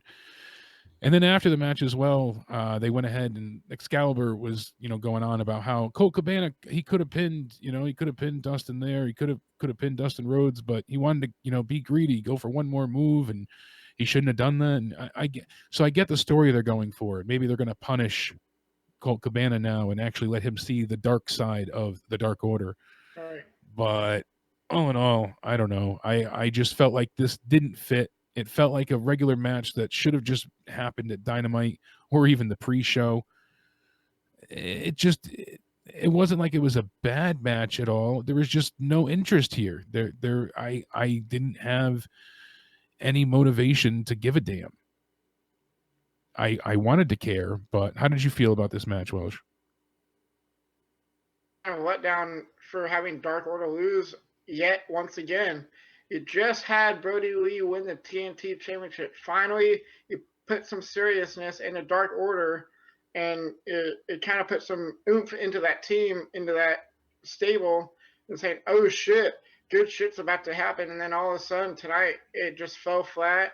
And what they could have done was they could have had Dark Order win tonight, and then have Dustin either attack Brody after the match, or even come up on Dynamite on Wednesday, have Dustin attack Brody Lee, sometime during the show. Exactly. Saying, hey, Dustin's, coming back for redemption. And they could have achieved the same thing. Yep. It could have worked fine. And they still could have told this story with, Colt Cabana by doing something as simple as he could win the match, but then he goes for one more move, and that's when Brody Lee tags himself in to get the job done. Right. You could still get there without having to make your team look just completely destroyed and weak in the process. And now on Wednesday for Dynamite, now we're getting Dustin versus Brody Lee for the TNT Championship. Yeah, and we'll see how that goes. I mean, I'm sure it'll be a decent match, but it's pretty obvious that Brody Lee will walk away victorious. And yeah, I'm looking for further clarification, Neo. Same thing Matt had said. But yeah. I am, curious to see what happens with YouTube, like, because they a few other places and YouTube channels and stuff mentioned like up, down, down. What are they going to do? And they're intertwined with WWE stuff as well. They're signed to WWE because they do stuff with the network, and WWE has some ownership of that, I know, but some way, shape, or form. So I don't know. That's why I heard later on today that YouTube was fine, and then I heard that it wasn't. So a lot of misinformation out there, but still, WWE has a problem with third-party, agreements in their roster, their talent. So not a good situation for the Stars. Then after that, we had the Kenny Omega Hangman Page match against FTR for the tag titles. I don't know. It got better as it went on. The ending was okay, but I had it worked out in my mind. I mean, it was a 30-minute match. They had a 60-minute time limit, but it was a 30-minute match, and I'm like, it felt so long. It really dragged for a long time. Had they cut out 10 minutes, probably, I feel like this would have been much more effective and been that much better of a match. Did you like the match? I thought it was okay, but I also felt like it dragged on a little bit too long. It could have been cut down to about 22, 21 minutes instead of 30 for a 60-minute time limit. I think they could have gone somewhere between 20 and 23 minutes to cut down that time limit. I think it would have been a little bit better. Yeah, especially with it being a long night. But as Joe pointed out too, Kenny not selling the leg afterwards is absolutely hilarious. I mean, yeah, it was that made, and it wouldn't be like, if it wasn't so poignant in the match, if it wasn't so overstated that the leg is what caused them to lose the titles, essentially, there was much more that happened up to that point, V triggering his own partner included, but still, Kenny being unable to break the pin was the final nail in the tag team's coffin. So for him not to continue to sell the limp, it was just, it made zero sense. And I was looking forward to this match, but and many have said it's too long. When you overstay your welcome, it just ruins the quality, I feel. And maybe if we had, like I said to begin with, if tonight had more fans, all in all, that might have helped build up some more of that energy that the crowd brings. Right. But I'm not sure that would have made as much of a difference as I would have liked to have thought. I definitely agree with you on that, Jake. Then we had the Mimosa Mayhem match, and I feel like they shit the bed with this because Jericho is their top star, and it brings him down. It does. It ruins his overall appeal to me. Having him lose, he shouldn't be losing at all, ever. And if he does, it should be extremely, extremely important. And it made sense when he lost to Cassidy in their second match. It couldn't be done. It could never happen. Oh my God, what a shocking victory. And it was, so much of a story being told. But with this, yeah, he gets his revenge, but he still could have thrown him into the Mimosa at the end. And I feel like gotten, the same effect. Jericho pins him, but gets embarrassed. I think that would have served Jericho so much better. It just felt very blah, sadly. And unfortunately, they spent a lot of time teasing around the Mimosa that we didn't have much of a match, I felt like, either. So for 15 minutes, 6 of it felt like it was just teetering near the pools. Yeah, it felt very much like both superstars were both on the outside ropes for much of that 15 minutes. Jericho multiple times. I think Orange Cassidy once or twice or even 3 times on the outside were teetering. And it just felt very uneasy, and you can't have Jericho lose every single time. He is your biggest attraction. He is your biggest star. I mean, besides the Young Bucks and Kenny Omega and everyone else, but Jericho's your biggest star. You can't be having him lose every single pay-per-view match. It brings down his his attraction as a star. Exactly. So thankfully we had a strong main event. We had a really solid main event.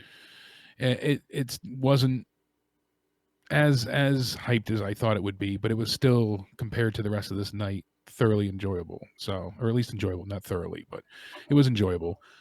I was interested with the fact that MJF got busted open. I think it was a blade job. Joe wasn't so sure, but it looked like when he went into the corner post there, pretty much earlier on in the match, only a few minutes in, when Moxley springboarded MJF into the corner post on the outside, it looks like that would be when he bladed to sell the color job. But I like the story that they told. It was very predictable, but that was what they set themselves up. You knew that he was going to hit the paradigm shift while the referee was distracted. That's the clear, obvious answer here. So now MJF can say, hey, you cheated to win. You technically are disqualified, and I'm the rightful world champion. So we'll see the feud not quite finished with these two yet, and it'll build into Lance Archer. And I'm not so sure. I mean, it seems like they were doing a face thing with Archer, but then again, it could just be with who he was facing, recently, being that he's taking on Taz's group and Kingston's new stable, even though they're not calling it a stable, that he just looks like more of a good guy, comparatively speaking. But I'm not so sold on him turning face yet. Yeah, I'm not too convinced yet either, and I'm not sure how that's going to turn out with Archer and Moxley. Hopefully, maybe it'll turn into something positive and enjoyable for us wrestling fans. And I'm absolutely hoping so. Absolutely hoping so. I just feel that Moxley has just run his ground with that championship. It feels like he's gotten stale, and it kind of has very, very little feeling like it did with Jericho when he was champion. Jericho made that championship feel so much more important. Yeah, absolutely. Jericho made it feel larger than life and like he was a true star. And I wasn't sold on Jericho initially either. I thought he was going to be the bad choice. How wrong was I? I was, God, so far off. I figured Hangman Page initially would have been the better choice because Jericho, I didn't envision him taking this super seriously. I knew he was going to be there and be helpful, but you figure he still had so many obligations with things like Fozzy and his books and his podcast. I just couldn't envision him going as full force as he has been with the wrestling company. But thankfully, he's been around to really help build things and try and make it feel, at least like there's some star power there. But they really need to work on elevating some of their talent and making them into the bigger stars. And that's so hard for them to do right now. I get that with the pandemic and the coronavirus and the lack of people being around in the audience. It's difficult to generate any type of reaction when you barely have people there to react. At least you have some small section of an audience, thankfully. But having the extra 5% did make a little bit of a difference tonight, but only at certain times. Did you notice the crowd any bit louder or? I felt like one of the times they were really loud was when Jericho came out to his entrance. Yeah, The Jericho and camera, Roxy. the camera kind of panned back towards the crowd, and it kind of got that little bit extra audio of them singing Judas a little bit, and it made it sound nice on camera because it gave that small effect of, you know, making this fans seem like they were loud, which they weren't 100% loud all night. But it just felt like that one small instant where the camera panned back to that crowd, and they were you know, they kind of got into it with Jericho and when he came out. So I think that was one instant. Yeah, I mean, it makes sense, but we'll see what happens. I'm trying to see if there's any other updates on Matt Hardy. I don't see anything posted yet. You know, last I saw is that he was taken to the hospital, and we're waiting to see what happens past that. But hopefully he's okay. Hopefully he's not badly concussed or injured. Poor guy has been through enough. Rebby's tweet from 2 hours ago was just outright gold. Yeah, she was not a happy camper. Let me absolutely be fucking clear. There is nothing entertaining about a concussion. Shame on everyone in that goddamn building. I can see why she's so mad. I mean, thankfully he was able to finish the match and not suffer any further injury. You know, at least that we can tell. But as we said, when he hit the pavement, the match was called off, and then there was a really awkward moment on commentary before they knew what was going on, and then they restarted the match. And you know, otherwise, why even have a doctor? Alvarez said, but yeah, why? I don't know why Matt was able to allow himself to restart. So yeah, it should have been stopped, and especially with Matt's head kind of bouncing off the ground there, and you could tell that he was kind of concussed. But I guess with Aubrey restarting the match, it was, you knew Matt's not leaving. Yeah, exactly. Brian Alvarez, as you said, you know, he's on the way to the hospital, and then he said he was knocked unconscious. He was not okay because the fan had said, if the doctor let it go on, I'll assume he's okay. We're not doctors. And he said, bro, he was unconscious. He's not okay. And it was Matt who insisted the match continue. And that's, as I said a minute ago, Brian Alvarez said, the decision whether or not to continue is not in the hands of the competitor. Otherwise, why even bother having a doctor? And how in God's name did Doc Sampson allow that to continue? Seriously. I agree entirely. Shouldn't have happened. Yeah, shouldn't have happened at all. I don't see any other updates here, but all in all, tonight I would probably give this pay-per-view. I want to say a 5.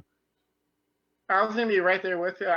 I said 5, and for that Thunder Rosa match with Shida and that MJF Moxley ending with all the blood, I bumped it up to about a 5.5 out of 10.